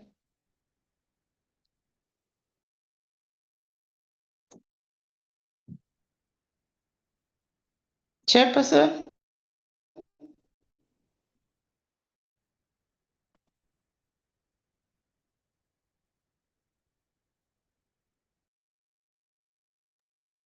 Andre?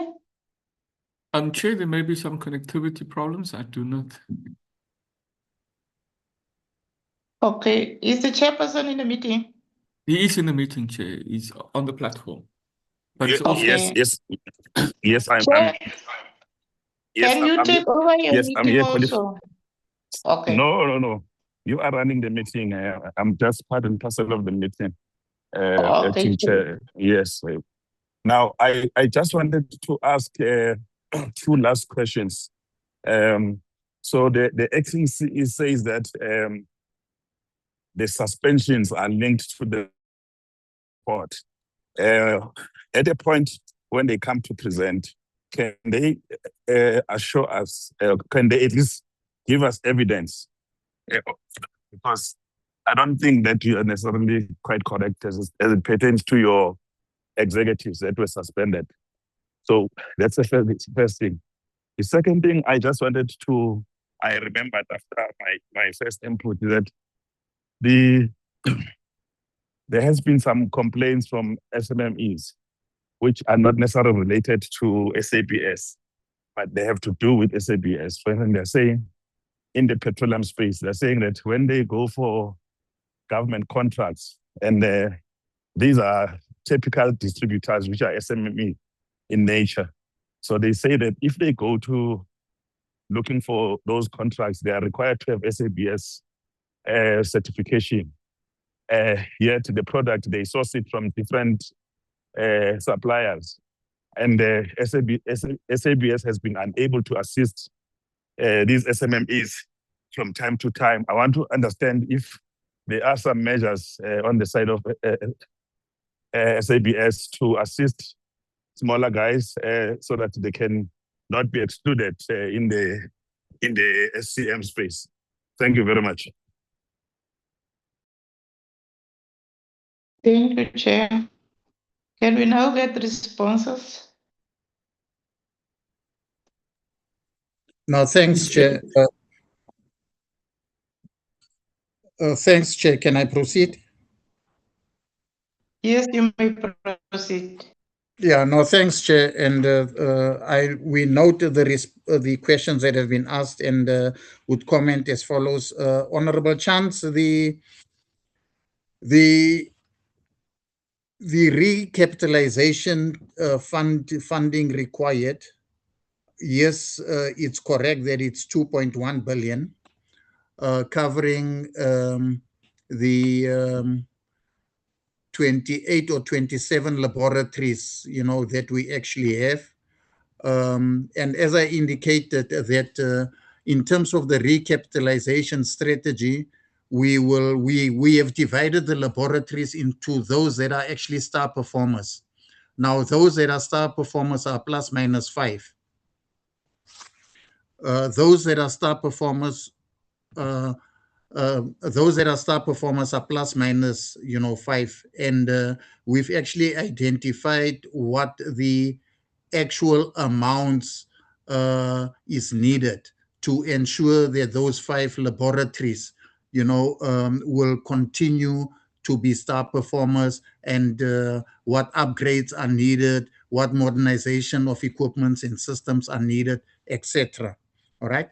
Then we've got another category of laboratories that essentially break even. And we've also identified, it's also in the region of about 5 or 6. And we have identified more or less what modernization needs to happen, what equipment refreshments are actually needed, etc., and how much it will cost. And then we've got a large number, the remainder, of those laboratories are ones that are actually not breaking even, where the income generated is actually more than the income generated in those laboratories are less than the expenditure incurred to running and maintaining them. And it's about in the region of about 16 to 17 laboratories. And all those we've also broken down as to what is actually needed in what laboratory in order for it actually, to turn around. So that's just a brief summary, of the recap and how we've prioritized to deal with the laboratories recapitalization program and the funding actually needed. And as I indicated earlier on, we would be more than willing to, at a later stage, just to come and present to the portfolio committee on the entire recapitalization strategy of laboratories and where we are actually, the amount of work done, etc., etc. So that's a response to the first question. So it is 2.1 billion that we've actually, estimated, Honorable Chance. With respect to the second question, or comment rather, we note the comments that you've actually made, just to indicate that our view would be let the labor relations processes run their course, and then deal with whatever the outcome is, on or from the labor relations, processes, and also plan to deal with the unintended consequences, of those processes, so that we don't preempt anything that actually needs to happen. But I certainly do take note of the cautionary note that you've actually mentioned on there. We also note the fact that you are indicating that we need to be more aggressive around dealing with the number plates, issue. We certainly know that, and we will deal with complaints ASAP, as they arise, including, the one of the complaints that have been recurring for a number, of successive years. And then just coming to Honorable Masina's question around the evidence of how the executives are implicated. When we come and have do the presentation to the portfolio committee around what is in the TSU report, and what evidence are they providing, Honorable Masina will then be able to identify how individuals have been implicated, because besides the two executives, there's also a number of other individuals who have been identified, for one misdemeanor, or the other. And all that evidence, will actually be ventilated when we come and present, the report. And then on the last issue around SMMEs, yes, our position is that we actually need to assist, SMMEs. It's important that we actually do that. But let me just ask the acting COO to talk about how we would be doing that. Thanks, Chair. Thabo?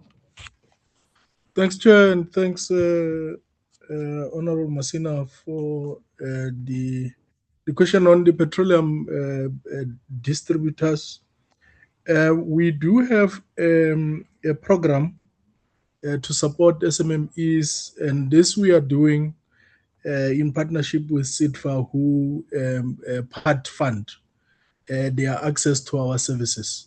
And so it would be important for us to maybe just get the details so that we can then take up the support required with the SMMEs so that we can then extend the hand and ensure that they access our services and to be able to have access to tenders. We have this range of partnerships with quite a number, especially the economic development agencies that sits in the provinces, including SIDFA nationally, that are working very closely with us to ensure that these SMMEs do access our services. Thanks so much, Chair. Chair, that concludes our responses. Thank you. Thank you so much.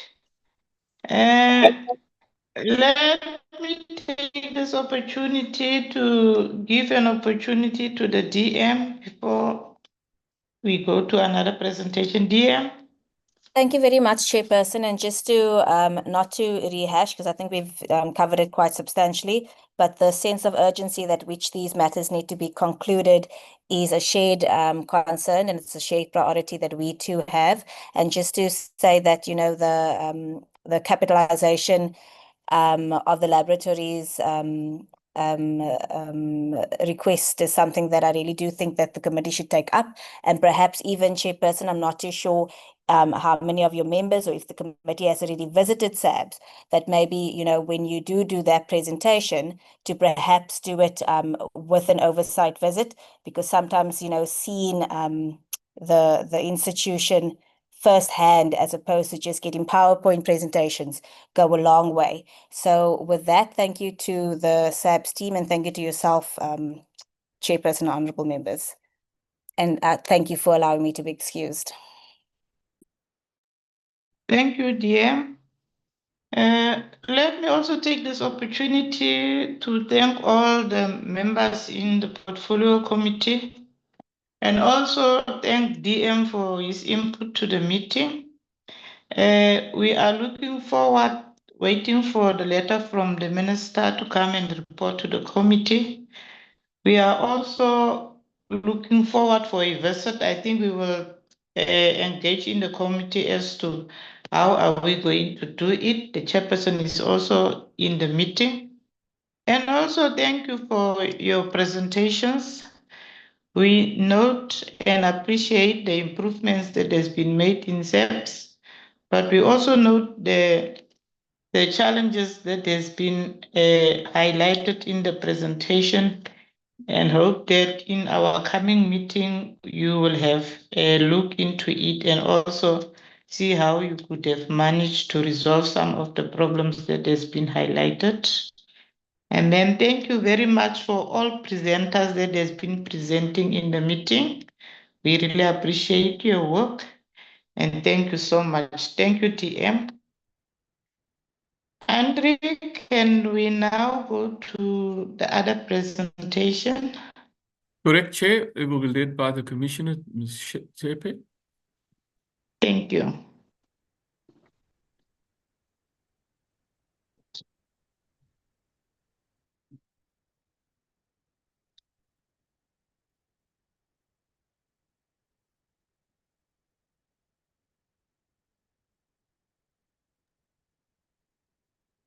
Ms. Chepe.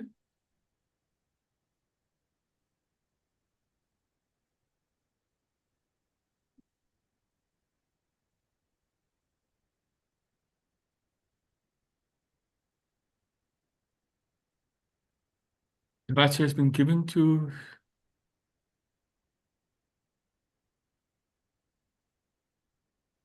Good morning, Chair and Good honorable morning. members.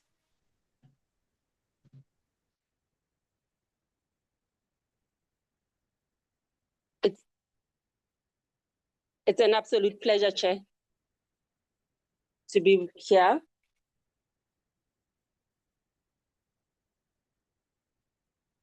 Chair, we were just waiting for rights to share the presentation. There we go. Thank you, Chair. Chair, just to say I am here together with most of EXCO, Chair. I have with me Mr. Ashraf Dinda, the CFO for the Commission, Mr. James Hodge, the Chief Economist of the Commission, and also an acting Deputy Commissioner, Mr. Mandla George, who is the Divisional Manager of Corporate Services Division, Ms. Tamara Mokoka, the Divisional Manager of Mergers and Acquisition, Mr. Itumeleng Lisofe, who is the Acting Divisional Manager in the Market Inquiry Division, Ms. Lelo Ramotlola, who is in the Strategy Unit, and there are other two divisional managers who are joining virtually as well, and that's Mr. Makhale Motlala. He is the divisional manager of cartels, and Ms. Mapato Ramokhopa, who is the divisional manager of market conduct division, which is both of those enforcement divisions of the Competition Commission. So we are here, Chair, to present Q1, 2, 3, and 4 of 2024. Chair, I will briefly talk about the in our introduction about the Commission, our strategy, performance overview, which is the reason we're here, and some of the highlights that about the actual performance. We thought it would be useful to not just talk about the numbers, but also the work that talks to the numbers that we have. And then we'll talk about the capacity of the Commission, and then some finance and some concluding remarks, Chair. Just to get to the next one, Chair, as you know, the commission is established in terms of the Act. It's one of the 3 statutory bodies constituted in terms of the Act. It is the investigative and prosecutorial arm of the 3 bodies, the one being the Competition Tribunal, which is the adjudicative arm, and then the Competition Appeal Court, which is the appellate body of the 3. The commission investigates complaints, whether initiated by the commissioner or received from third parties. We assess measures filed with the commission. We evaluate exemption application. We undertake market inquiries, and this we do also through our newly established market inquiry division. And we undertake advocacy work for public awareness of our work. And this all we do, Chair, to achieve equity and efficiency in the South African economy. Chair, I'm not going to talk more on the purpose of the Act. We have provided that slide. I'm aware, Chair, that time may be of the essence, so I will move to the next slide. But should the committee want me to emphasize that, we are happy to do so. Chair, as you know, we have presented this slide to you. This is the tools, the core functions of the commission. One is advocacy, and this we do for public awareness, to advocate pro-competitive conduct in the market by providing awareness of the Act more broadly, but also specific areas which we may identify through our research work that may require some kind of work from us. We have our mergers and acquisition division, and we will talk about that a little bit more later. And then we have both enforcement and exemption. And here the enforcement includes both prosecution of anti-competitive behavior or conduct relating to cartels or collusion, abuse of dominance, and other prohibited practices in the Act. The last, Chair, is the market inquiries, and this is a general probe into a state of competition in a market, without necessarily looking at individual or particular firm conduct in that market, but broadly the general state of that market. Chair, just going into, given that 2025-2026 is the first year of the Commission new 5-year strategy cycle, we thought to give a little bit of a brief of our strategy for this 5-year. The focus of the Commission's strategy in this cycle is on impactful and efficient investigations that deliver meaningful outcomes for all South Africans, that support inclusive growth, support job creation, and contribute to the reduction of poverty and the cost of living. And as you know, Chair, this is in line with the 7th administration's priorities, including DTIC's priority. The Commission has, in order to assess this impact that it intends to implement, has introduced in this financial year, Chair, an impact assessment tool to assess the impact of our work and whether that impact, in fact, aligns to the priorities that we seek to do. A key driver of our work is to unlock markets for improved participation, especially for small and medium enterprises and firms that are owned or controlled by historically disadvantaged persons, including women, youth, and people with disability. The Commission, in undertaking its strategy, will continue to collaborate with various stakeholders locally, within the DTIC family, with the DTIC more broadly, but also regionally and with other international stakeholders, including DFIs as well. And this is in a joint effort to do a couple of things. One, to remove red tape, to reduce the cost of living or and the cost of doing business, reduce concentration, and to develop pro-competitive laws and policies, Chair. Under the theme of strategic direction for the Commission, we, Chair, have looked at the vision and mission of the Commission, which is there, Chair, and we have articulated 3 strategic goals, Chair, and these goals are in line with the themes that I've spoken to earlier when I was introducing the strategy. Here, Chair, we talk about the kind of outcomes that we're wanting to achieve, which are embedded in the APP, Chair, and I won't go into too much detail on that.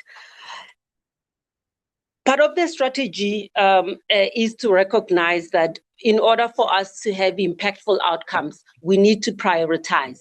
And as the Commission, we have looked at a prioritization framework that looks not only at sectors, but also at themes. And the sectors that we have identified, Chair, are sectors that are aligned to the DTIC priorities, but also broadly to government priorities. What we have done, though, Chair, is to look at all these sectors that the DTIC has identified and government has identified, but then said, what are the ones that are best suited for the mandate of the Commission? And those are agriculture, agri-processing and food, healthcare, digital markets and AI, retail and industrial sector. But we have then looked at themes, Chair, that fall within our mandate, and those are industrialization, structure of the economy, sectors where there are competition concerns, participation of SMEs and firms owned or controlled by HDP, and cost of living, Chair. And this is how we have strategized on focusing on that.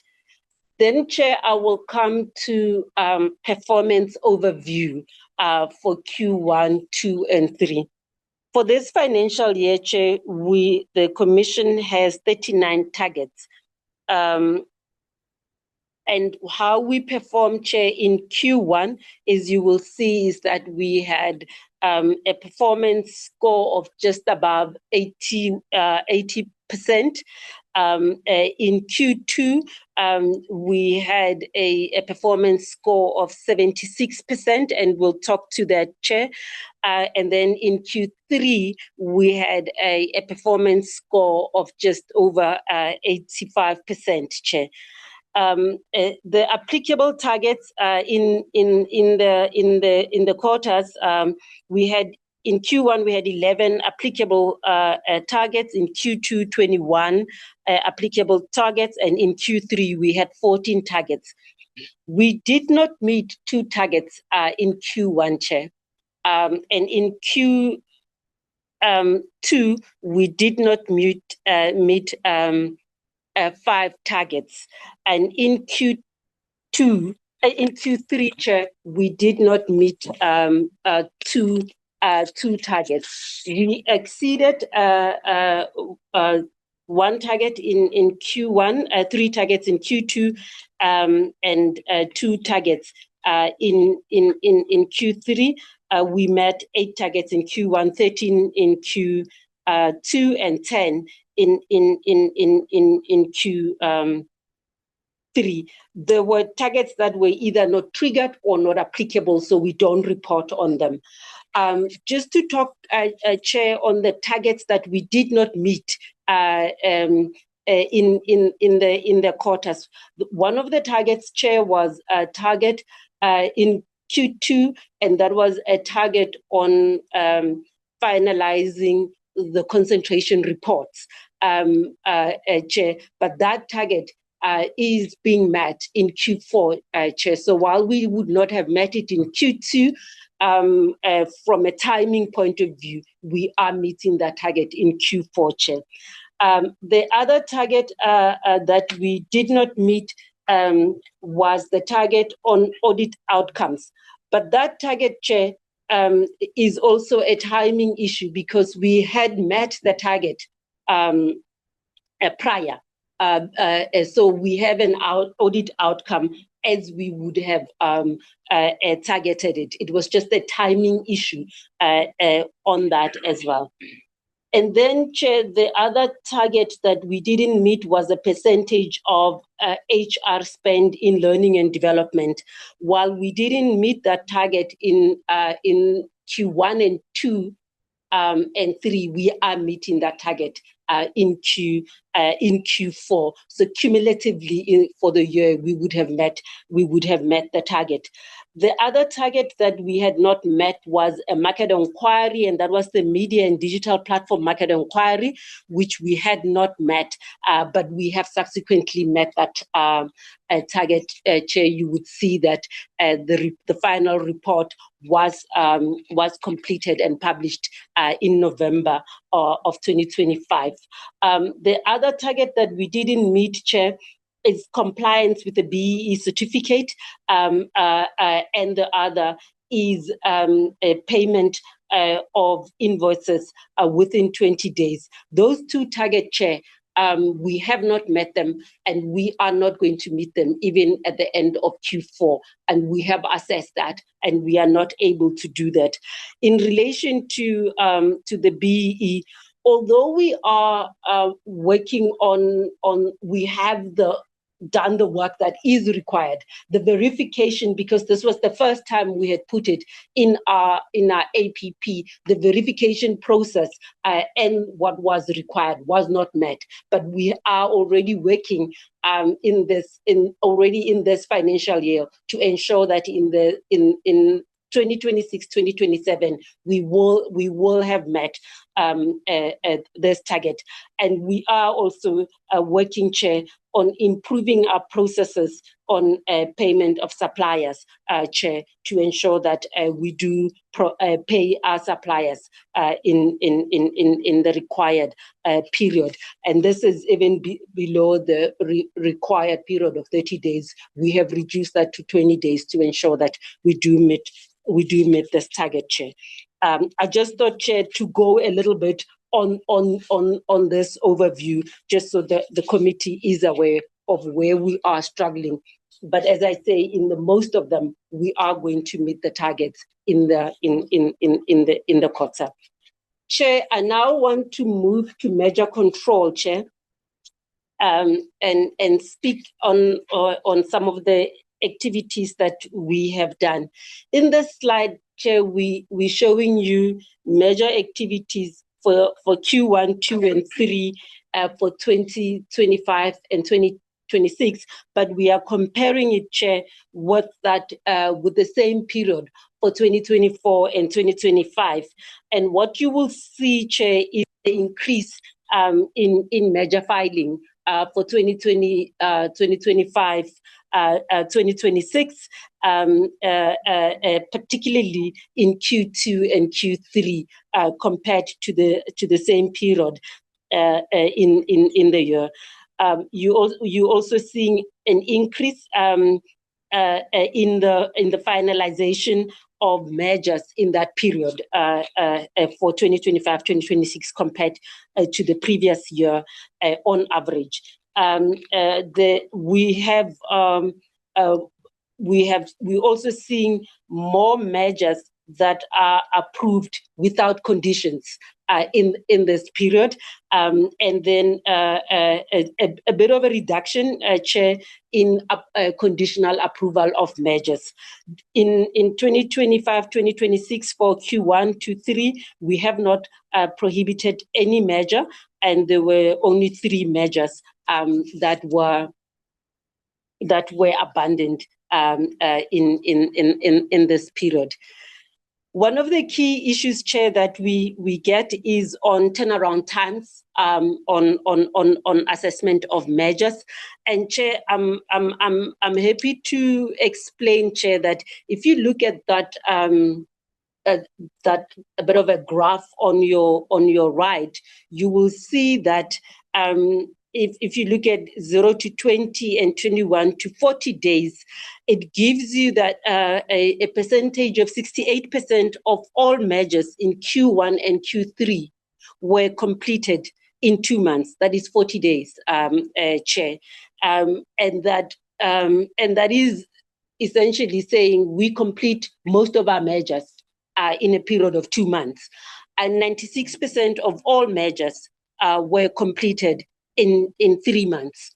There were only 2 measures in these 3 quarters that went above the 120 days, Chair. And basically, Chair, for the year, we are on track to meet the revised, reduced turnaround times for 2025, 2026. Chair, and when I speak about later on some of the measures we have introduced to do this, I will touch a little bit on that, on why we are seeing these sort of numbers. Chair, as we normally do, we thought to give you estimated value of public interest conditions that we have as a result of measure control. You will see there, Chair, that we have an estimated value of 469 million of SABS in this period. There was an estimated just over 1 billion rand of HDP transaction in the period, and just over 72 billion of capex as condition. I want to hasten to say, Chair, that much of this number is from one transaction, Chair, on capex.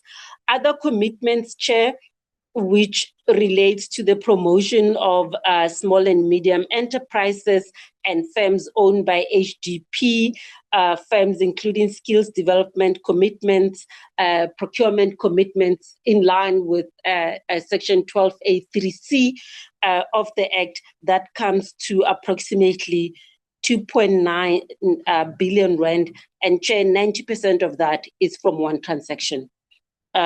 So Chair, we just thought also to mention that overall, through measure regulation, the Commission has imposed job-related conditions or commitment with a positive net contribution of just over 12,000 jobs in this period.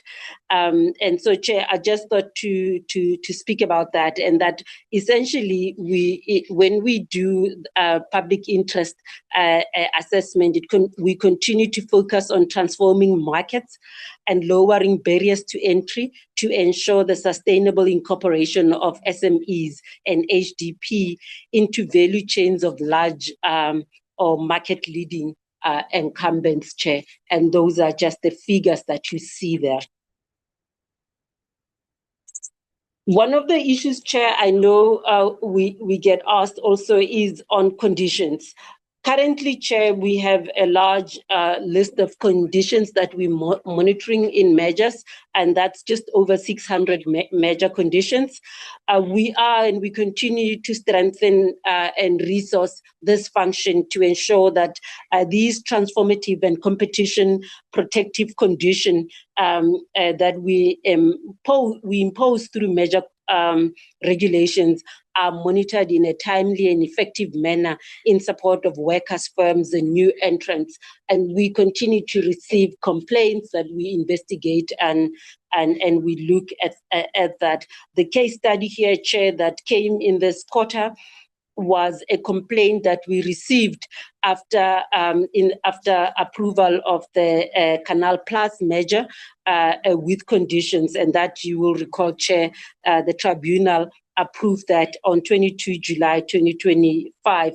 Shortly after that approval, we received several complaints, including some that we noted in media reports that the merged entity had requested local suppliers to provide a discount of 20 to 30% on their supplies, with the threat of cancelling their contracts if they did not provide this discount. The Commission measure, there has been another one, Chair, that has come subsequently, and I know the committee will be aware, and that relates to the to the closure of Showmax.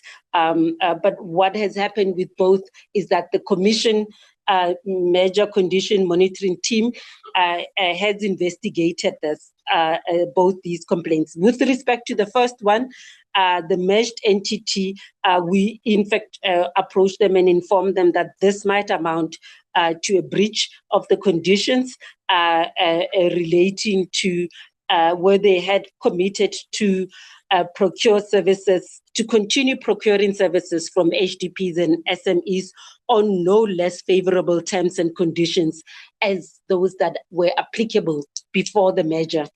As a result, the merged entity took corrective actions and reimbursed firms wrongly subjected to such price reduction and committed to proactively engage staff on the protection afforded by the conditions. In respect of the Showmax one, the Commission is still in the process of investigating that, Chair.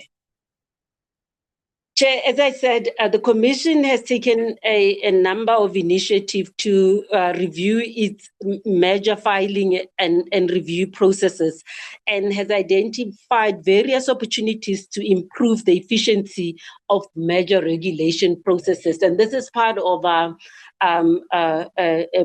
process of trying to reduce red tape, but also to make sure that our turnaround times are met when we deal with mergers.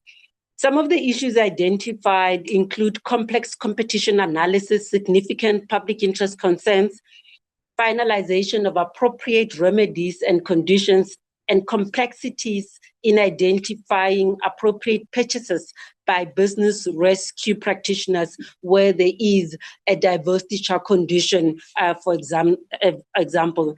And we recognize that all these factors contribute to delays in finalization of merger transaction. We've then put in place quite a number of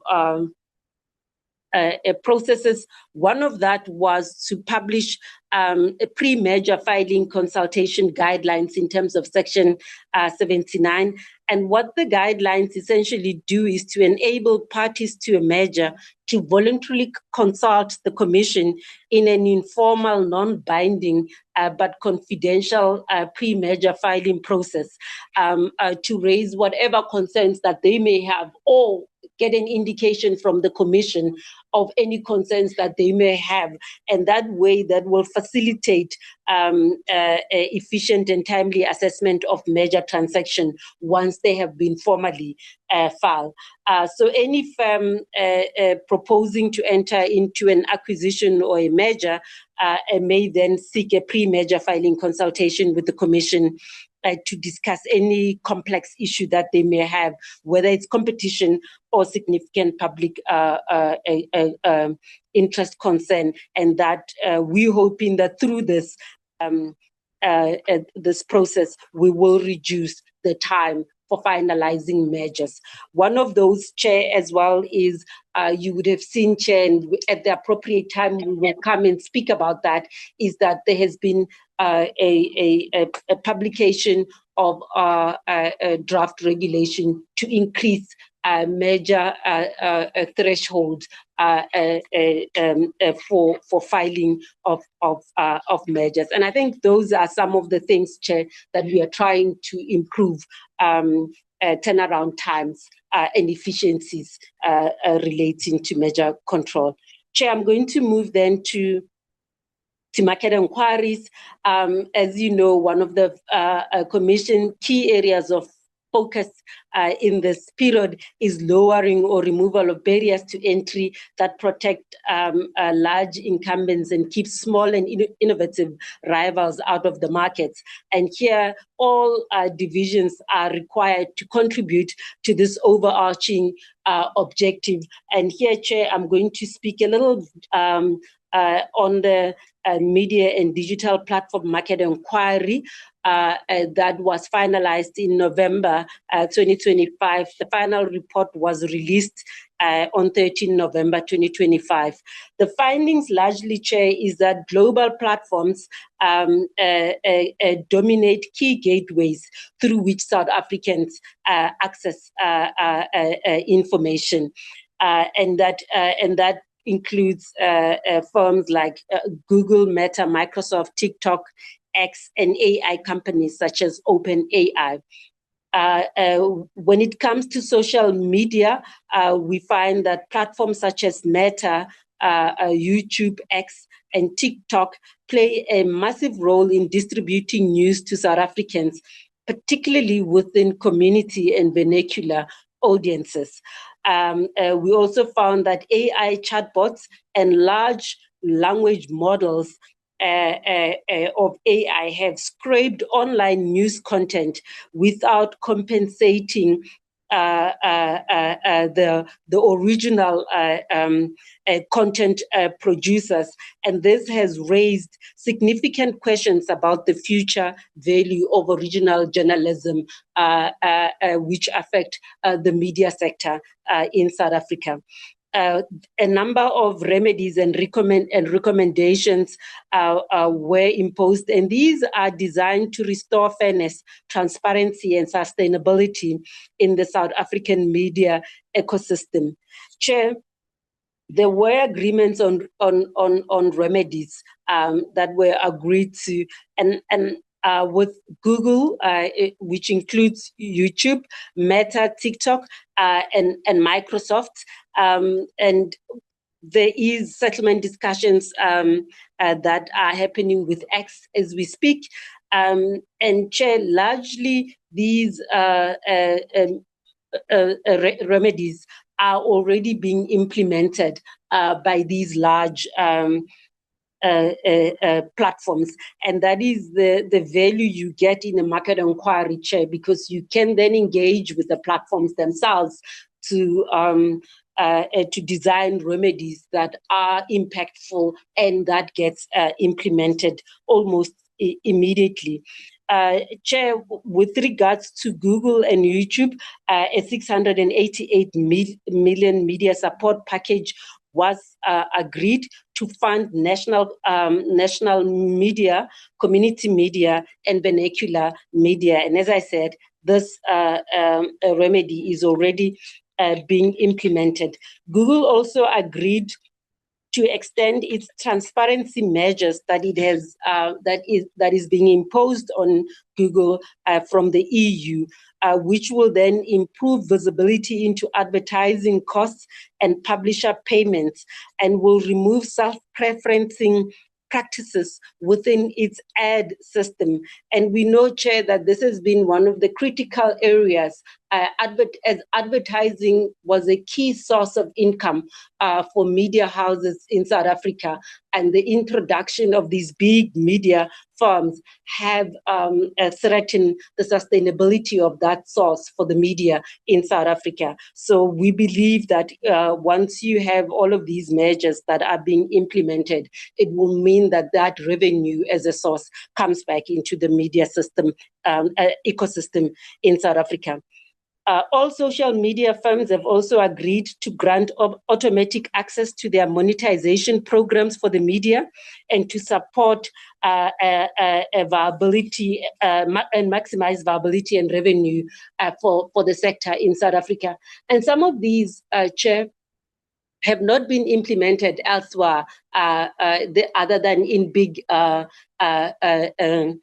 economies, and South Africa would be, at least among the smaller economies, one of the first one to get some of these remedies. Chair, I will then move to market conduct. And Chair, if there are any questions on that, we have the team here, and they will be willing to talk to that. With regard, Chair, to market conduct, we have had a number of interventions.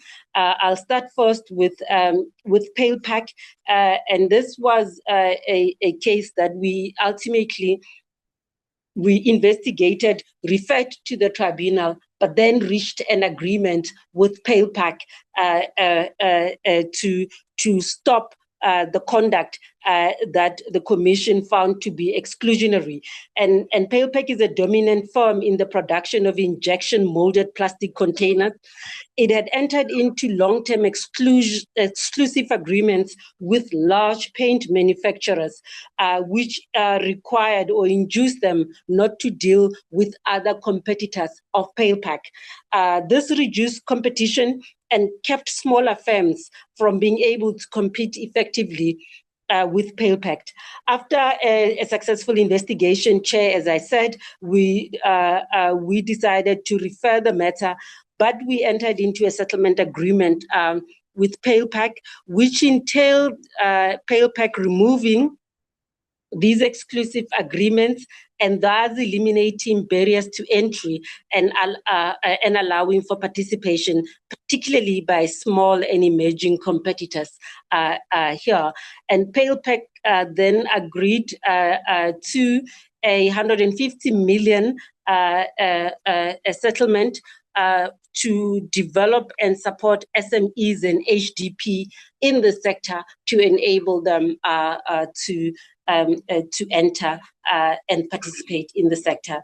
We also referred another case against Brady SA, and this one, Chair, is an important matter because it deals with testing some of the new provisions of the Act that deals particularly with looking to support small and Black-owned firms who are being impeded to grow and compete in the market. And so we have referred that matter to the tribunal.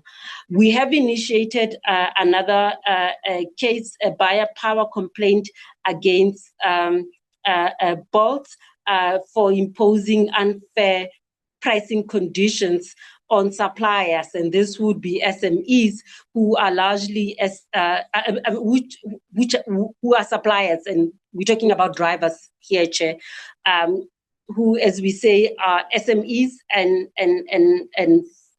HDP, and we are looking to test here also the buyer power provisions, which are new provisions that came with the 2019 case. You'll recall, Chair, that in this instance, we have already initiated a complaint against Uber. So we were joining Bolt because the investigation was indicating that that is the case for all. Chair, the next case I wanted to talk about also, which is an initiation, it relates to exclusionary and exploitative practices in the healthcare sector. As I said earlier, it remains a strategic priority for the Commission as it impacts a fundamental human right and impacts on the cost of living of South African consumers. And we thought it is critical that we ensure that this market remains efficient, fair, and competitive as we're moving towards the implementation of NHI. And here, Chair, it's a complaint against DISCAM, Oncology Distribution and Urolab concerning alleged exclusionary and exploitative practices relating to certain of their oncology medication and some rebates that they provide. And so that case is still being investigated. On opening markets, Chair, the Commission has decided to refer a complaint that it received to the tribunal against Visa and MasterCard. The Commission initially received a complaint from Dipansum, which is one of the what we call an aggregator, alternative cross-border payment aggregator, Chair. And the conduct essentially is that Visa and MasterCard are enforcing rule and imposing fines against South African banks for processing cross-border payments that come from these alternative payment model.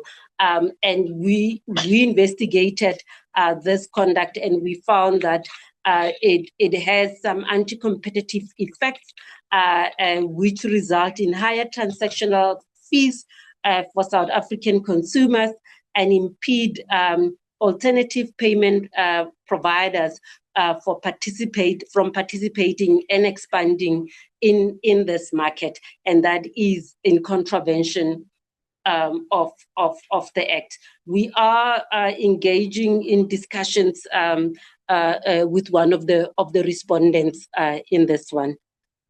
Another case, Chair, relating to opening of markets is a referral that we submitted to the Competition Tribunal against JSE, which is the largest primary exchange in Africa. The complaint came from A2X, a secondary exchange in South Africa, which is a new entrance that started in 2017. And essentially what A2X is alleging is that the JSE is using various forms of exclusionary conduct to slow its expansion in the secondary trading market.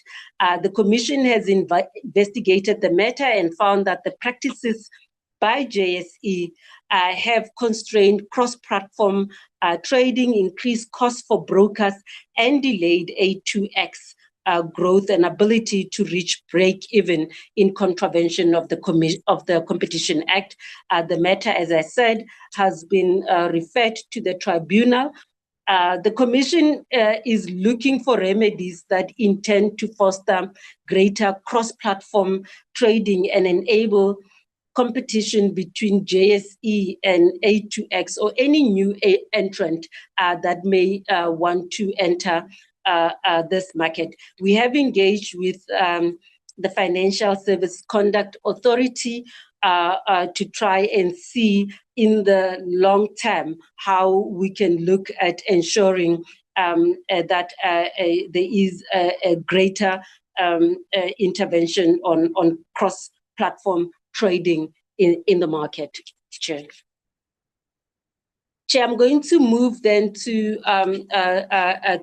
cartels and the work that we do there. The Commission had investigated certain conduct against Westbank and Toyota and some of its subsidiaries relating to some restrictions where we believe Westbank and Toyota had entered into agreement essentially that Westbank would not finance Toyota motor vehicles that are purchased from authorized Toyota dealership, so that these will only be financed through Toyota Financial Services.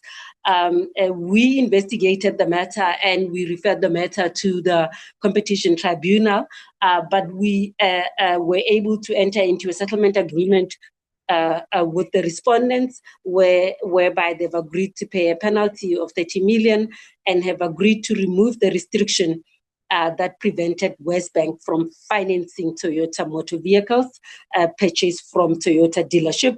And the impact of this is essentially that you will then have competition between Westbank and Toyota Financial Services, and that provides customers with choice when selecting vehicle financiers when they are purchasing Toyota. The other area, Chair, is in bid rigging, particularly in public procurement. And we are concentrating on this area, Chair, particularly that government has embarked on this big infrastructure spend. And we find that bid rigging increases costs on public procurement, and we are making sure that we work on this to ensure that we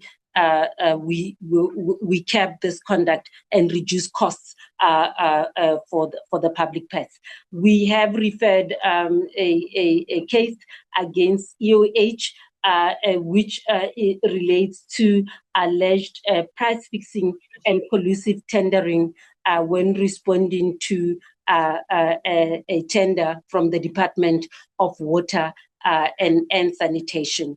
And we are awaiting the matter to process through the tribunal processes. And as I say, Chair, bid rigging in public procurement inflates costs at which government procures goods and services and drains public resources meant to render services to the public, particularly to the low-income consumers.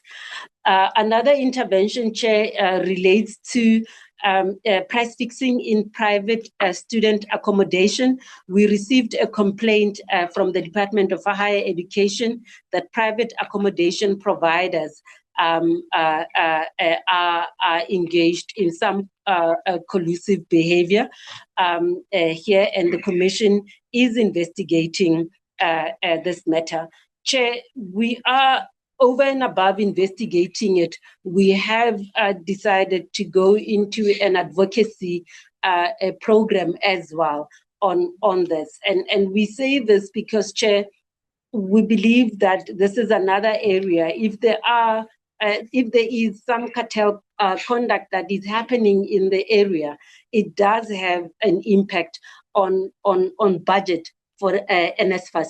And we want to ensure that while we are busy going through prosecution, if there are interventions that we can bring about through our advocacy intervention that stops this conduct and therefore reduces the cost for NSFAS, that we do that as swiftly as possible, Chair. Chair, which then is, I think, a good into our advocacy work. Our advocacy division has been hard at work, Chair.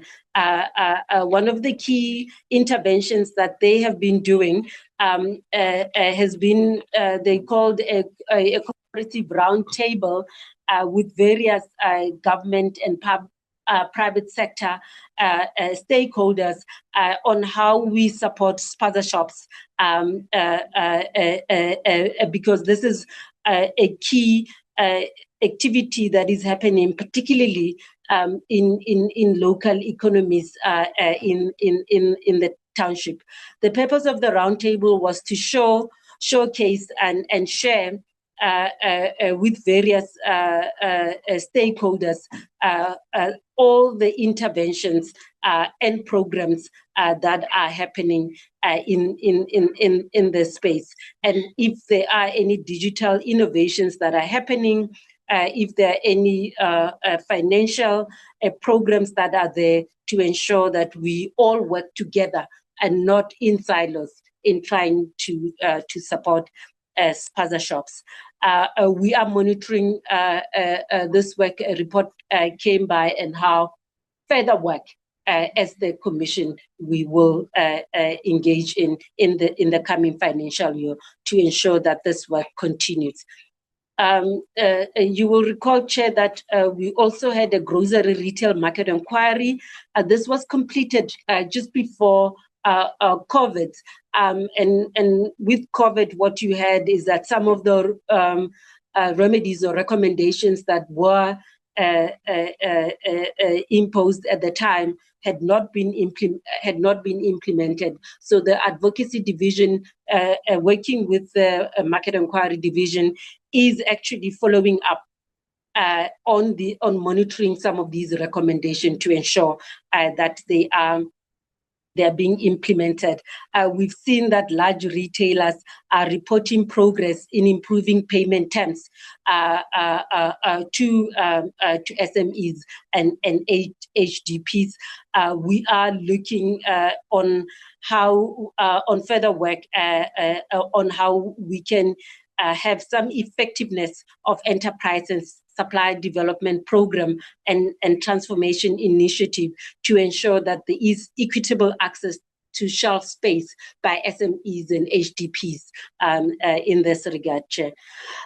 We have had outreach to support women entrepreneurs. We've participated in multi-stakeholder forum that is led by the Department of Women, Children and People with Disability, focusing on showcasing work by female entrepreneurs. And we're sharing our contributions on how we can support female entrepreneurs, ranging from research in the areas, conditions imposed in measures, and some of the remedies that we impose in investigations that brings about or promote fair competition that creates spaces for these female entrepreneurs to be able to enter those markets. Another key report that we produced in this in the 3 quarters, Chair, is the cost of living report. You'll recall, Chair, this report, we used to call it an essential food price monitoring report, but we have expanded it to include essential food items, but we have incorporated other key non-food items that impact on cost of living, particularly those that affect low-income consumers. The report, I think, was published in September of 2025. This analysis, I think, Chair, plays a crucial role in identifying economic pressures experienced by various socioeconomic groups in a time of fluctuating prices and growing inequalities. It also serves as an input to investigation prioritization process, but it also highlights some areas which ordinarily may not be amount to contravention of the Act, but are harmful in the economy, particularly to low-income consumers, and so that market participants can respond to those and act appropriately. And the normal phenomenon we've seen here, Chair, often would be a rocket and feather, where you see the increases as a result of increase in input costs going up, but when those input costs goes down, you're not seeing as rapid a decrease in those prices in the market. So we've done that. What we've included in this cost of living report is prices of electricity and water, which have surged by 68% and 50% respectively over the 5-year period. We've also looked at the costs of state primary and secondary education that has started outstripping general inflation and has risen by around 42% in the past 5 years. There are persistent inefficiencies in price transmission within the food value chain, Chair, and the rising inflation in essential goods and services continue to outpace wage growth, eroding household purchasing power and intensifying financial vulnerability. Chair, a new cost of living report will be published, I think, next week, Chair, which goes into a deep dive on administered pricing, particularly in electricity. Chair, on promoting awareness, I've already spoken about bid rigging in public procurement. The Commission has provided a training workshop to procurement officials in supply chain management units of various entities within the DTIC to enable them to spot bid rigging in any of the tenders that they may be involved in. We also provided workshops for procurement officials at various municipalities in KZN. We have held a workshop, a further expanding on pro-competitive public procurement practices, just to deal with restrictive practices in Competition Act, and as I said, a bid rigging, particularly in public procurement. We will continue to promote bid rigging awareness in light of the renewed focus on infrastructure-led growth that government is speaking of. Part of our awareness, Chair, is also how we provide guidance to the market. We always say, Chair, that when we believe that firms in the main would like to comply with the Act. And the best way to do so is to provide guidance or guidelines to firms or those in the main who want to comply. So we use Section 79 or Section 78 processes of providing guidance, no, it's 79, guidance note to the market. And in this quarter, Chair, we provided a guidance note on how the Commission will deal with confidential information. And this is important, Chair, because it cuts across all areas of the Commission work, including measures, including market inquiry or investigation. And when we are restricted too much on confidential information, it hampers our work when we have to engage with third parties when we deal with this. So we thought, when we provide this guidance to everyone, it will also help us to not have to deal with those complexities and deal with efficiently with our work, Chair. But Chair, let me hasten to say, confidential information on the firms is protection of that is quite key. You want the firms to know that the authorities will protect their confidential information, which has value for them as we do our work, so that we are able to continue to receive this information from the funds. Chair, I'm going to move then. That's mainly on the, I was dealing mainly with the core of the work that we have done. Chair, I'm going to then deal with the capacity of the Commission, and here I'm going to talk broadly on the profile of the Commission. Chair, here we have I think this is percentage, 86% of our employee profile is African, 6% is white, another 6% is Indian, and 3% is colored. We have a gender profile just under 60% is a female, and just over 40% is male.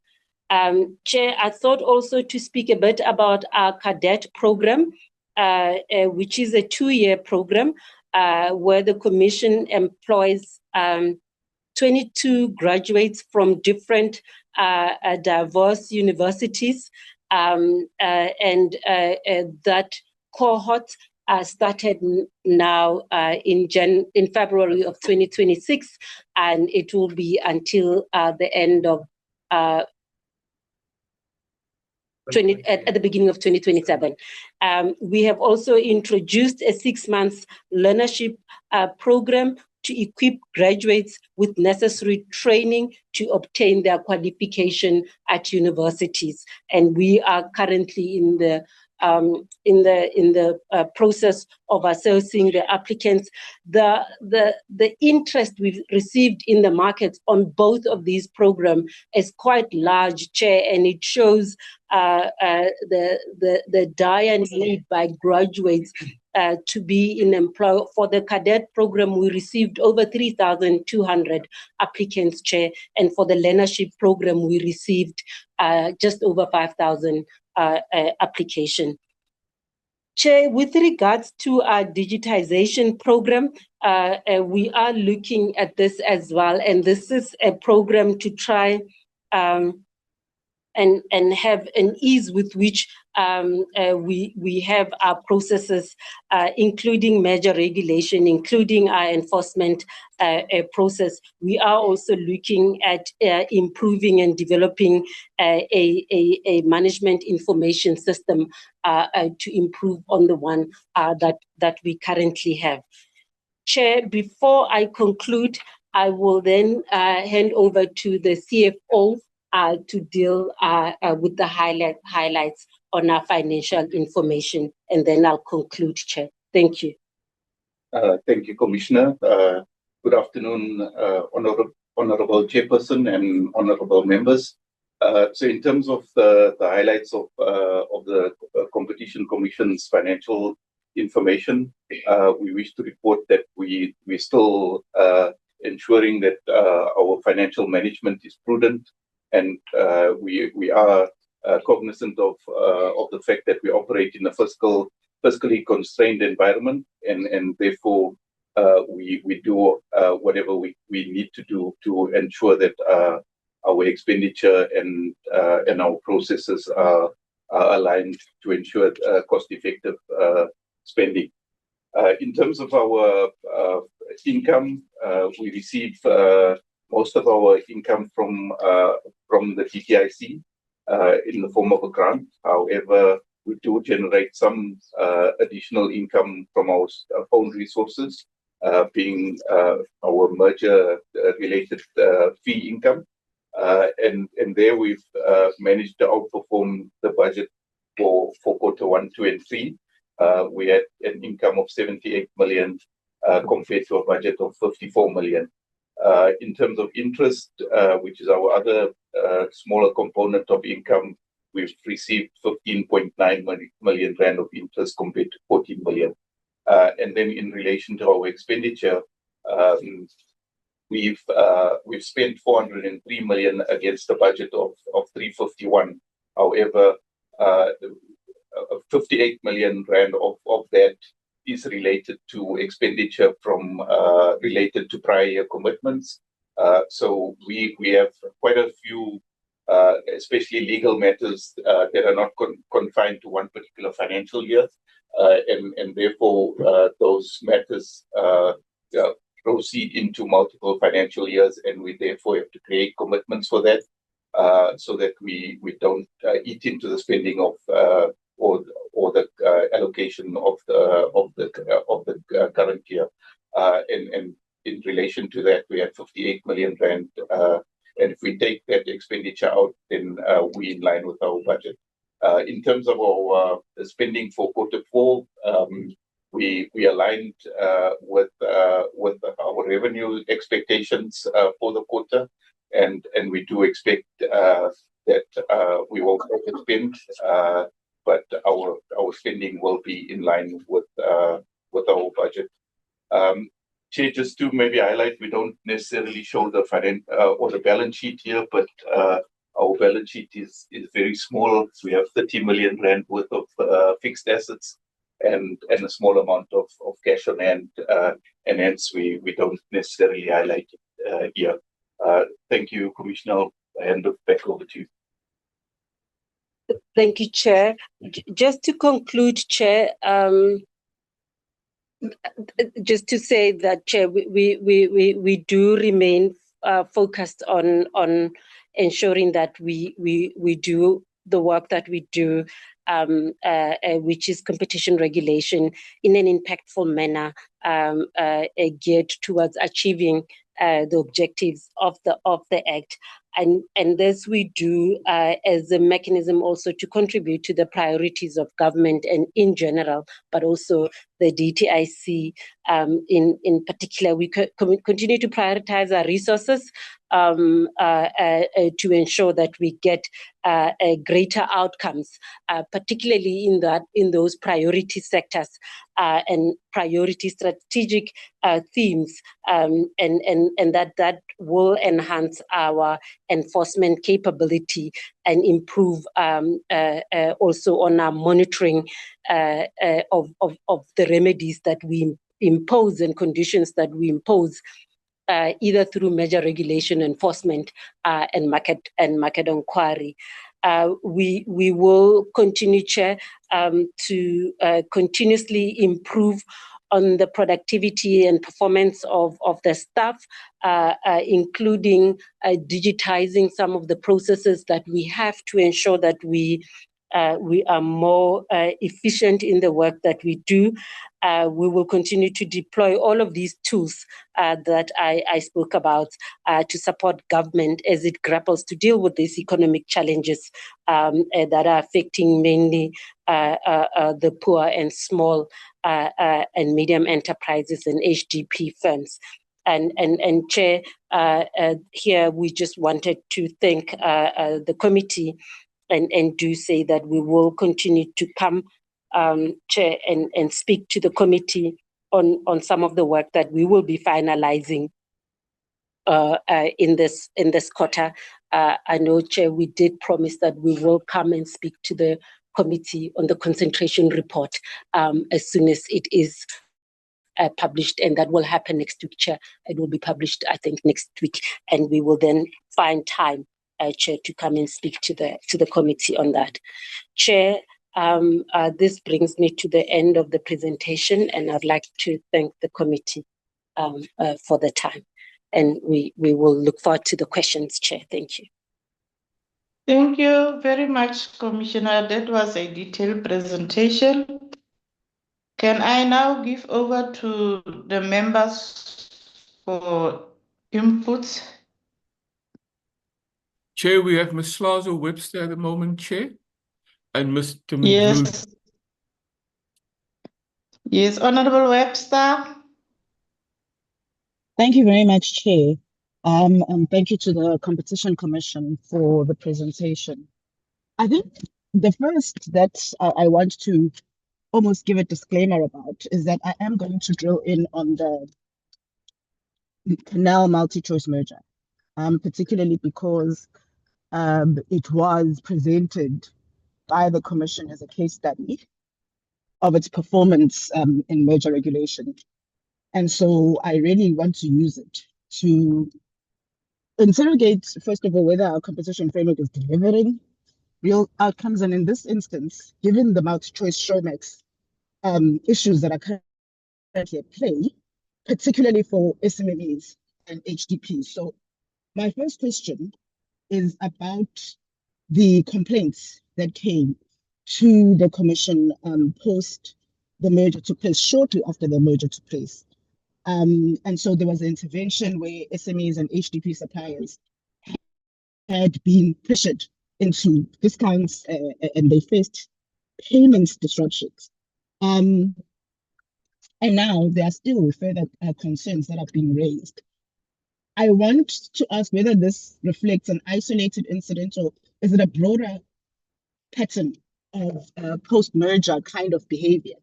And I also want to specifically know whether the Commission has directly engaged with the affected SMMEs and rather than relying on just the reported complaints, because there are still complaints that are coming from SMEs, at least to ourselves as MPs and in other ways, about some of the conduct that is taking place and some of the pressures that they're being put under post that merger.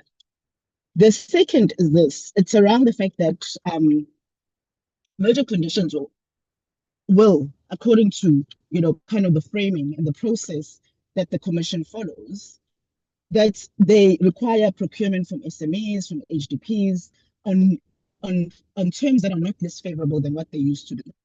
So what indicators is the Commission using to verify that this actually happens in practice. In this instance, we hear about how there were complaints post facto, but are there mechanisms in place that the Competition Commission actually uses when there are mergers that take place to assess what the post-merger conduct is? And then I want to speak specifically on the discontinuation of Showmax, which was mentioned very briefly. And I think what we did here was that there's an investigation that's taking place.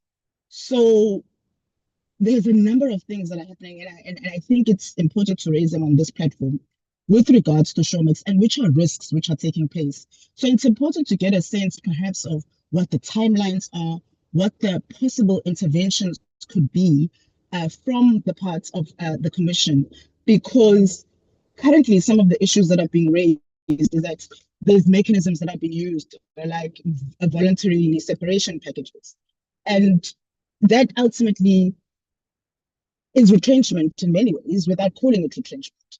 And then the second is a shift that's happening slowly within that organization towards outsource, well, as reportedly a shift towards outsource and non-permanent work that's already taking place. So is the Commission in this process and actually not even just in Showmax, just generally, is there an assessment of not only direct employment effects, but also indirect implications that happen across the value chain, where in this instance they might reduce commissioning and losses in production and creators? And then lastly, I really want to have a sense of, in terms of the investigation that's taking place, what is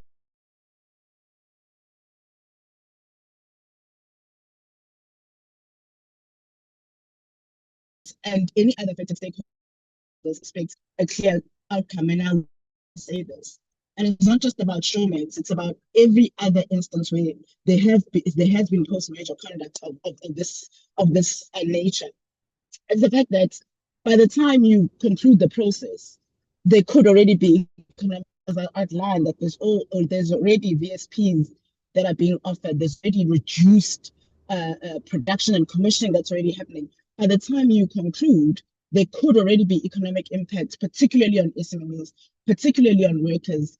And I haven't even shared some of what is already actually happening, even regress when it comes to transformation within the institution that's already taking place. So I think it would really be important to get a sense, in this instance, using that case study that you spoke about of MultiChoice and Canal, and also then of the current Showmax potential closure, of how long does the intervention take? What is the timeline? Because there is impact that happens economically, there's impact that happens with some of the reversal of issues like transformation within some of these institutions. Thank you, Chair. Thank you, Honorable Member. Honorable Ndluli. Thank you, Chair. Thank you for the presentation to the Competition Commission. Very informative. I just want to focus on, firstly, the A2X matter, which has been going on for now 3 years. So I'm sure the Competition Commission knows by now that I've been focusing on this matter for a while. The one that focuses on the JSE's dominance. I have an interest in that because I have my own views on, on the JSE having a monopoly, but that's sorry for another day. I just want to get an understanding of when could we expect to gather, maybe like a time frame on when this could be concluded, because I fear that what might happen is this might drag on to courts, and go on and on and on in courts. And just to make an example, I mean, it's not similar, but we saw a similar thing with Vodacom, where they were using the courts at every turn when they had the please call me matter. So if maybe you can just give us a guideline, on based on maybe your experience as the Competition Commission in this case, on when could we possibly get the outcome on that matter, the JSE and A2X one. So and the second one is with regards to page 11. So I just want more clarity on this, because it shows graphs of the cases that the merger activities that have been notified, finalized, approved without conditions, conditionally approved, prohibited, and abandoned. So I see here it's Q2 and quarter. So it shows all the quarters, but I'm mostly focused on Q2 and Q3 of 2025, 2026. I see here that the notified is 92 and then it increases to 115. So just for clarity, is that increase new notifications, or is it the same and those that were carried over to the next, next quarter? I will then have my questions based on that, just once we get clarity on that. Thanks. Thank you, Chair. Honorable Member. Andre, are there any other members? Yes, Chair, Mr. Chance, Mr. Messina, and Mr. Gama. Thank you. In that order, please. Thanks, Chair, and thank you to the Commissioner for the presentation. I have a couple of questions. In terms of the BE certificate, you said you have received this certificate, but you didn't tell us what level rating you received. And what were the particular things that held up that process? And I find it surprising that you included in your APP for the first time, but be that as it may. Also, your slide on the targets, you sort of gave a verbal description of the targets that weren't met, but it would have been helpful if we actually had the detail on the slides themselves. Perhaps you could, consider that next time you present. Then on the commitments, there was a very large number on the screen, but you said it was 2.9 billion. The number said 29,261,361,154 to be precise.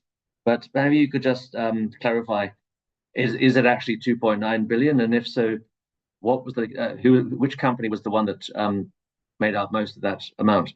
Then of the 662 merger conditions, are all of those merger conditions applicable in each and every merger that you investigate, or do you divide them up into different categories of conditions depending on the merger? And if so, could you elaborate on that, please?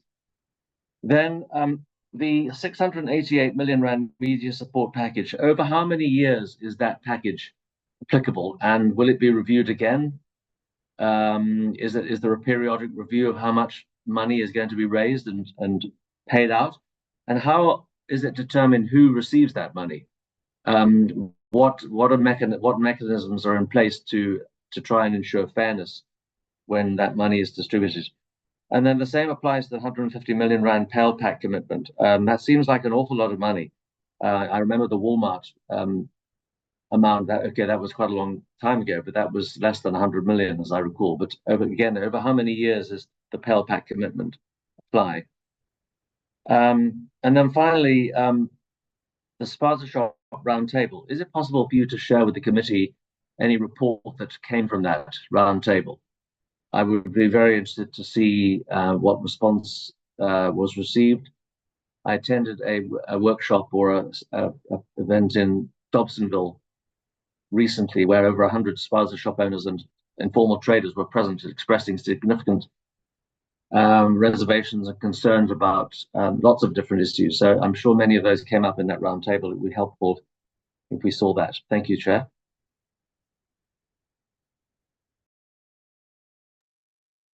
Thank you, Mr. Chance.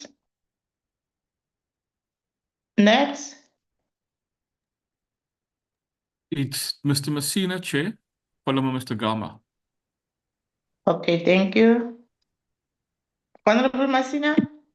No, thank you very much, Honorable Chairperson. Let's welcome the presentation. And the last time we engaged with the Competition Commission, we asked about the role of mergers and acquisition in advancing economic transformation.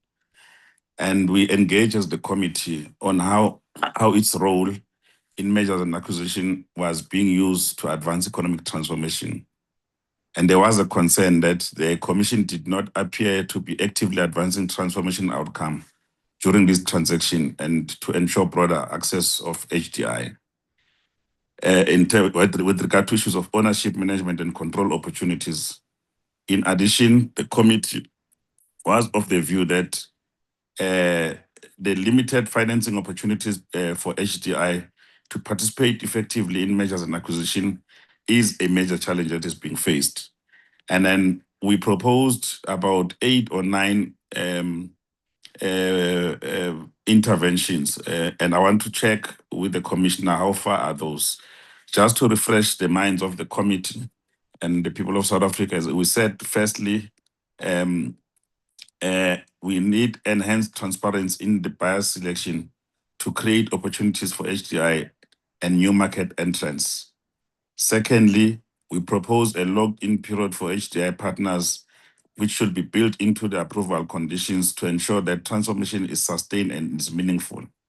Thirdly, we spoke about to clarify the role of the Transformation Fund in financing mergers and acquisition transactions to ensure HDI does participate. And as we know now, the fund is fully launched.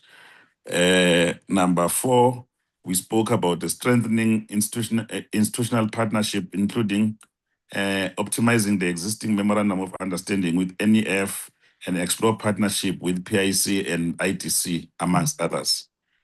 Number 6, we spoke about to end the secrecy around the HDI partners within the approved measures and acquisition by publishing this information for public scrutiny within the prescribed time frame.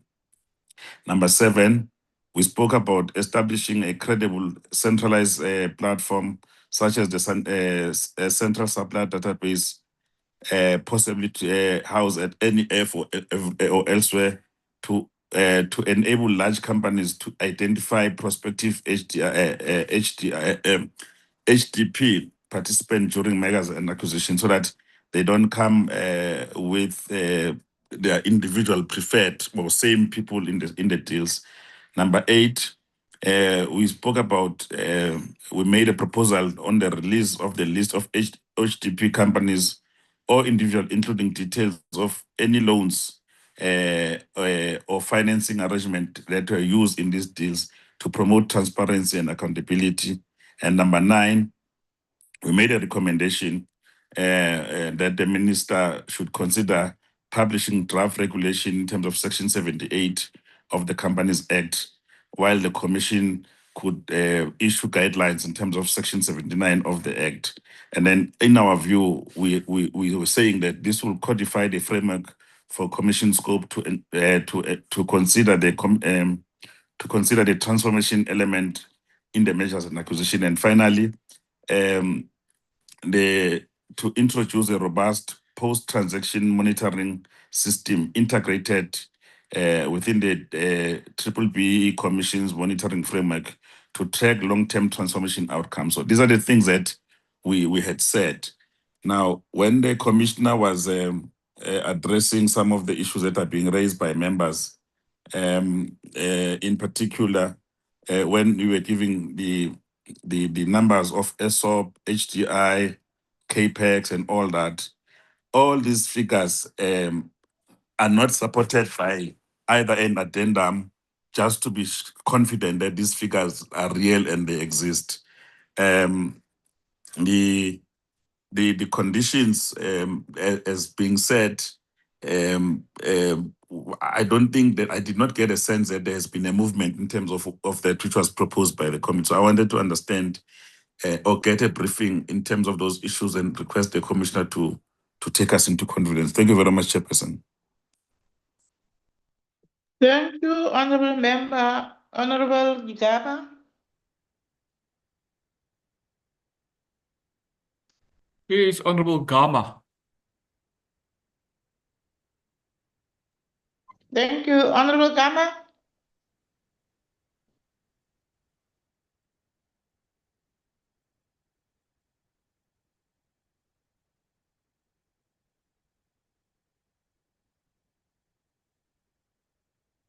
Honorable Gama is unmuted, Chair, but you can't hear.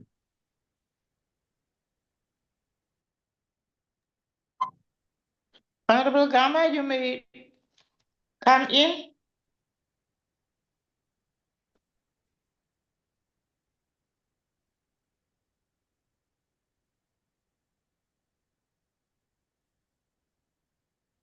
Chair, may I suggest we proceed, Chair, because we do not know what the challenge is for Mr. Gama, Chair. He's unmuted, Okay. but we can't hear him. All right. Thank you, Andre. Can I now give over to the Commissioner to respond to some of the questions?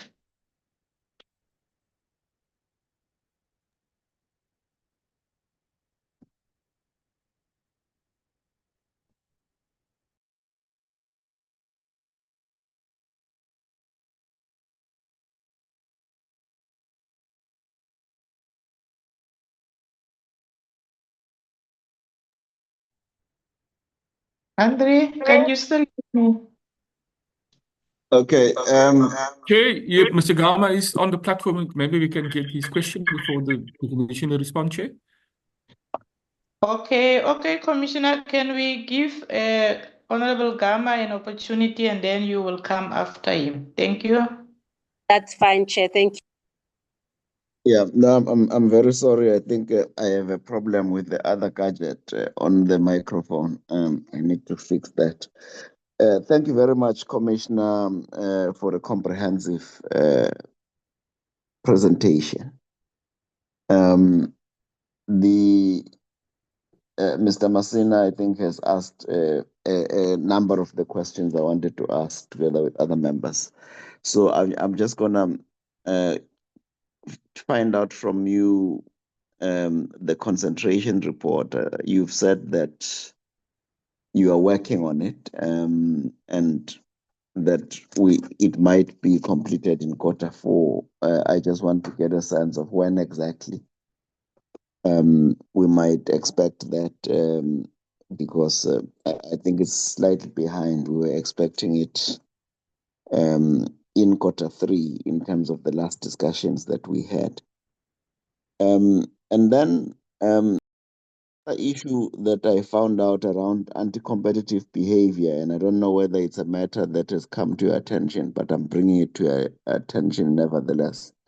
It appears that ambulance companies in the health care sector, they will not take a patient to the hospital where the patient wants to go to, but they will say they have particular boundaries and locations within which they work, which I find anti-competitive. It's either there is some kind of collusion that takes place, or certain hospitals have got arrangements with these ambulance companies to say you must bring the patients to us and not to other places. I'm just letting you know so that your unit that deals with these kinds of things can probably go into this, because I think this is also anti-competitive behavior that is taking place. Otherwise, thank you very much for a splendid presentation. And if we can then hear your responses. Thank you. Thank you, Honorable Gama. Andre, is there still any other person who wants to speak before I give to the Commissioner? No other hands, Chair. Thank you. Over to you, Commissioner. Chair, thank you very much for the questions. As I was saying, I'm going to ask a number of the divisional managers who are with me today to take us through. Mr. Chance, it was my fault. It is 29 billion. It's not 2.9. My apologies for that. I was very worried about how I was going to pull up some of these big numbers, and I thought I got it right, but my apologies. It's 29 billion. Just to say, Mr. Chance, that number it is, as I said, largely from one transaction, and we can't give it, and it is confidential, so we can't give in a public platform the name of the transaction, because then that will affect confidentiality. Chair. Chair, with regard to the spaza shop, Mr. Chance, we will make sure that we provide the report that was provided by the advocacy division, that we do provide it to you, Chair. I will. The 688 million is over a period of 5 years, but I'll hand over to James to speak more on how that will be distributed, because there is a mechanism that was agreed to.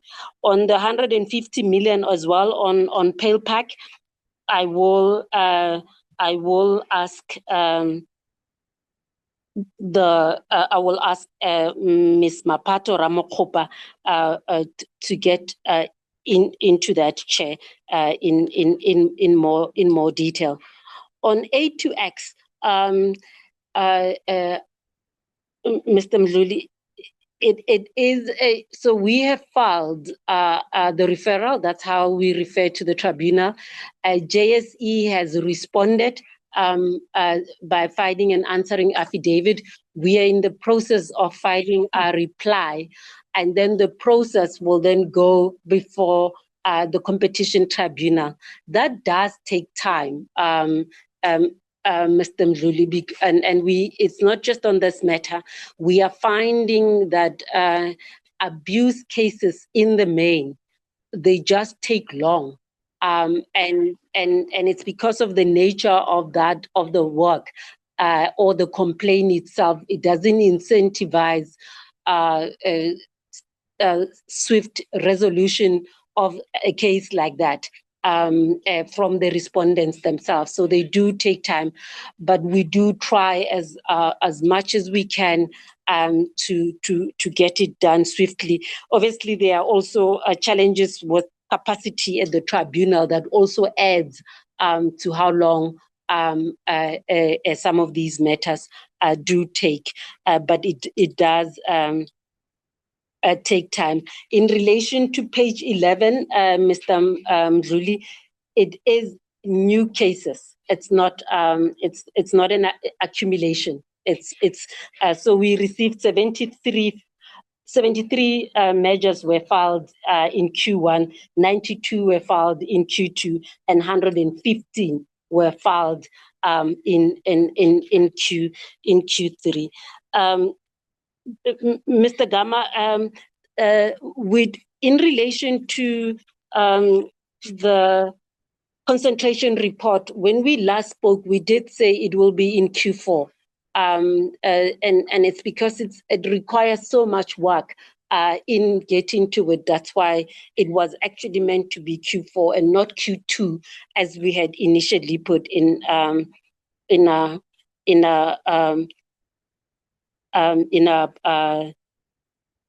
APP. With regards to the matter that you've raised, we will get the Market Conduct Division to look into this, Mr. Gama. I know that in the health market inquiry, some of these issues did come out, but I think we will ask our Market Conduct Division to just have a look at that, and we might contact you to give us more information if that is necessary. On the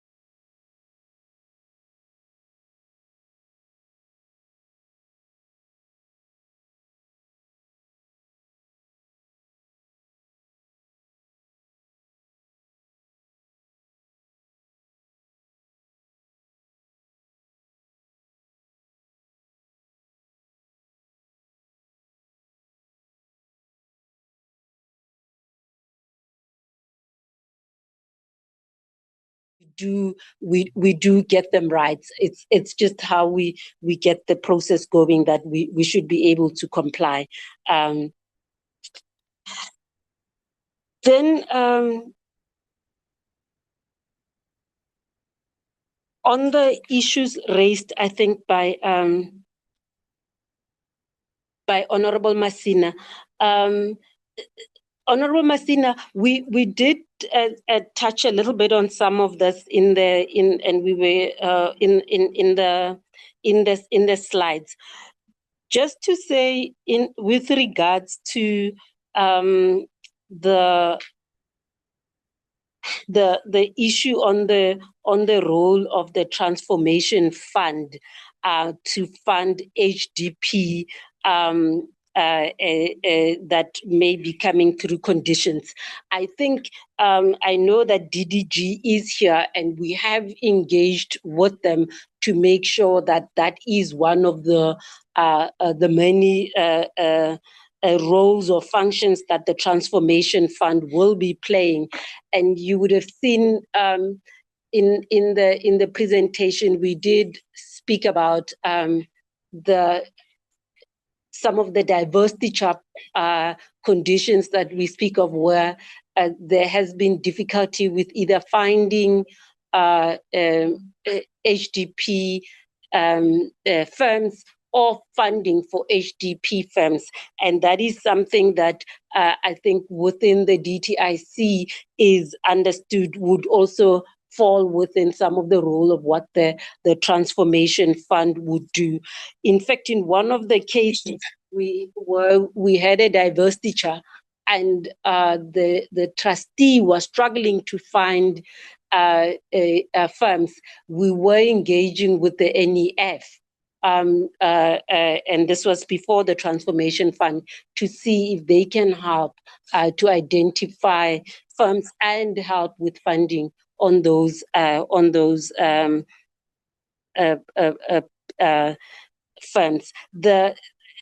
As I said, Chair, we do have an MOU with NEF. I'm also informed, Chair, by the DTIC that the credible platform you speak of identifying possible firms that major parties may be looking for when implementing some of those conditions, that the NEF has compiled that kind of a platform, but it will also, as an implementing agent of the Transformation Fund, will be working within the framework of the Transformation Fund to ensure that that is clearly spelled out. Chair, in respect of the approved measures and HDP, I had asked the team in M&A because some of these were confidential, but others were not. But in respect of those, I think we have received waivers from some of the transactions, and in some of the transactions, we're still engaging with those parties. They haven't refused. It's just a matter of, I think, wording, Chair, that we're working on, and we should be able to provide it to the department. So an MOU with NEF is possible, Chair. MOU with PIC and IDC is a different one on measures in particular, because often they come as major parties within to the Commission. So I think there what we need to be doing more is an advocacy a program on, given that they are the funders, where do they go to look for HDP firms? And that's something that we're looking at with IDC and PIC, which is different to the work that we could be doing. with NEF. Chair, I think that those are the of the 8-9 interventions. These are where we are at, Chair, on implementing those. But it is work that is still ongoing, Chair, and we're happy to continue to be responding on that, Chair, as we move. I will then hand over to Tamara to deal with the issues on multi-choice and some of the complaints, but also more broadly on how we deal with condition and condition monitoring, and how we continue to monitor the work that we do and conditions imposed. And then we will come back to others in that regard. Tamara? Thank you, Commissioner, and good afternoon to the committee. Chair, through you, on Canal Plus multi-choice specifically, as the Commissioner mentioned, there were two broad complaints. The one was around suppliers and what I'll call, for lack of a better term, enforced discounts and delays in payment terms. And then the second is the new complaint around Showmax. But to answer the question around whether this is part of a broader pattern in merger control generally, there is a bit of a hotspot in complaints post-implementation of a merger. We suppose this is because of integration challenges and, as the implications of the merger become clearer for workers and suppliers. In the 1-year period post-implementation, we do generally receive complaints in this regard. So it's not that it's a general pattern, but if we had to look at a kind of heat map around when complaints generally arise, it's in that period of integration. On Canal Plus specifically, I must say that they were quite responsive to the Commission when this concern arose. So they did immediately go through the payments processes. They identified protected classes of suppliers, so HDPs, SMMEs, who may have been asked for discounts and whose payments may have been delayed. They did provide us with submissions around reasons for this, as I say, related in some cases to integration, new systems, etc. And where they did make submissions on reimbursements, we have requested evidence of that. So we do have evidence of repayments. Regarding the verification, that process is underway. So the verification with the group of protected suppliers in terms of the conditions, that is underway. And we're happy to provide further feedback on that. Around the indicators that are used to verify post-merger compliance, one avenue is trying to build this into the conditions. So as we identify common concerns, we try to future-proof the conditions against these concerns by asking, for example, for standard terms and conditions at the time of implementation as part of the monitoring clauses. So you would say, post-approval of a transaction, give us a sample of your contracts so we can check what those clauses are. If we later get concerns, at least we have some kind of base to work from. The second area that we have found is quite helpful is around a publication of the conditions. So it is, it's coded into the conditions that a non-confidential version must be published within the firms, so the merged entity, and often, though we must make sure this is done in all cases, on the website of the merger parties. Of course, they are also published on the tribunal's websites and the likes, but we think it's more accessible if it's on, if you are a supplier to MultiChoice, you're likely to be on their website. So often that's done. And then we do get a lot of complaints from workers post receipt of those conditions, or from firms or from the media, once those have been published. So verifying compliance is done relative to those terms that we get at the time. We are also empowered in terms of the Act to ask for information at any time. So the conditions require annual compliance in most cases. But if, as I say, we find complaints arising in that pre-1 year period, we have a team, dedicated team in M&A that can request information, and we have tools, to compel submission if firms are not responsive. Though I must say, once we ask, we generally do get replies. On the Showmax issue, of course, we've received.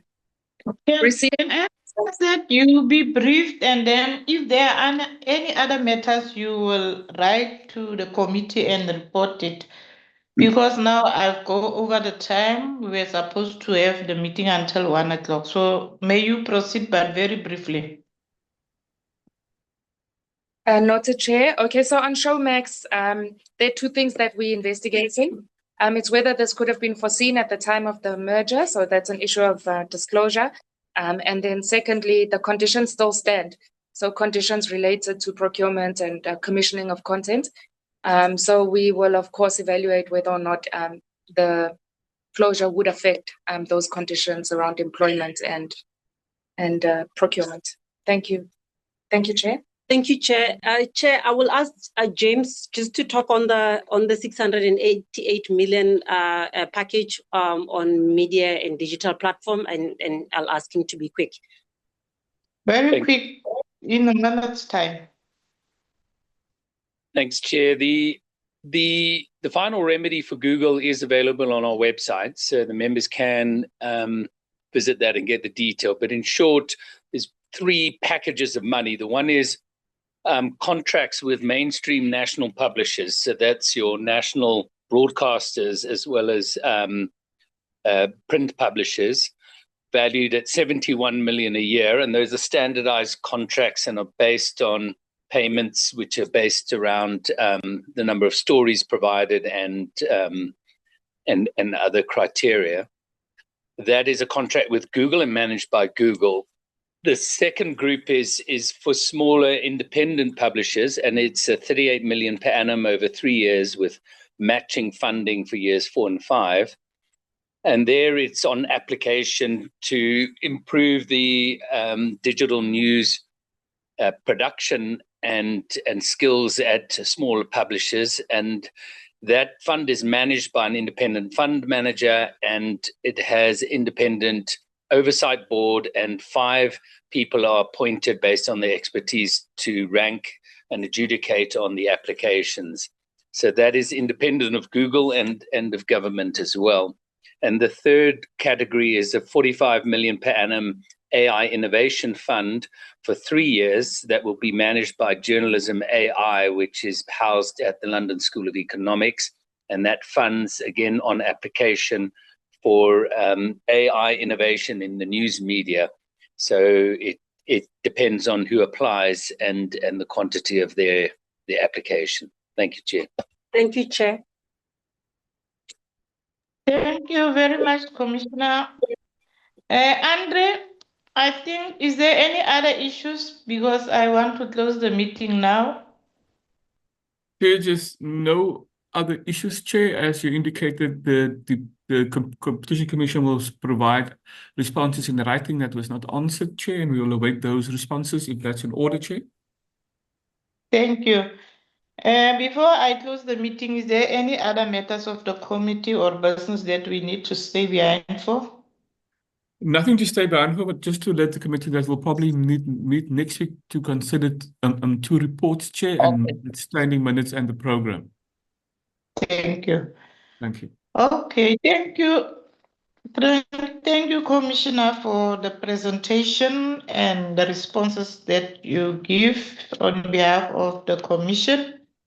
I would also like to thank the honorable members for their participation in ensuring that we ask questions that are concerning our communities so that we get responses and report back to our communities. We are waiting that report from the Commissioner or from the Commission The concentration report, as indicated, Commissioner, we will be waiting for it. And then any members, the commission will write to the committee and give report. But thank you everyone in the meeting Chair, for being part of this committee. My apologies, Chair. Mr. Messina just raised his hand, Chair. Okay, Chairperson. No, thank you very much. I note the response of the commissioner. Andre, I'm requesting that because the committee had requested to comprehensively respond in the 10 issues that I've raised, that we rewrite the letter again because we have all those issues and then they put it in writing because she now has the information so that we can see where we are.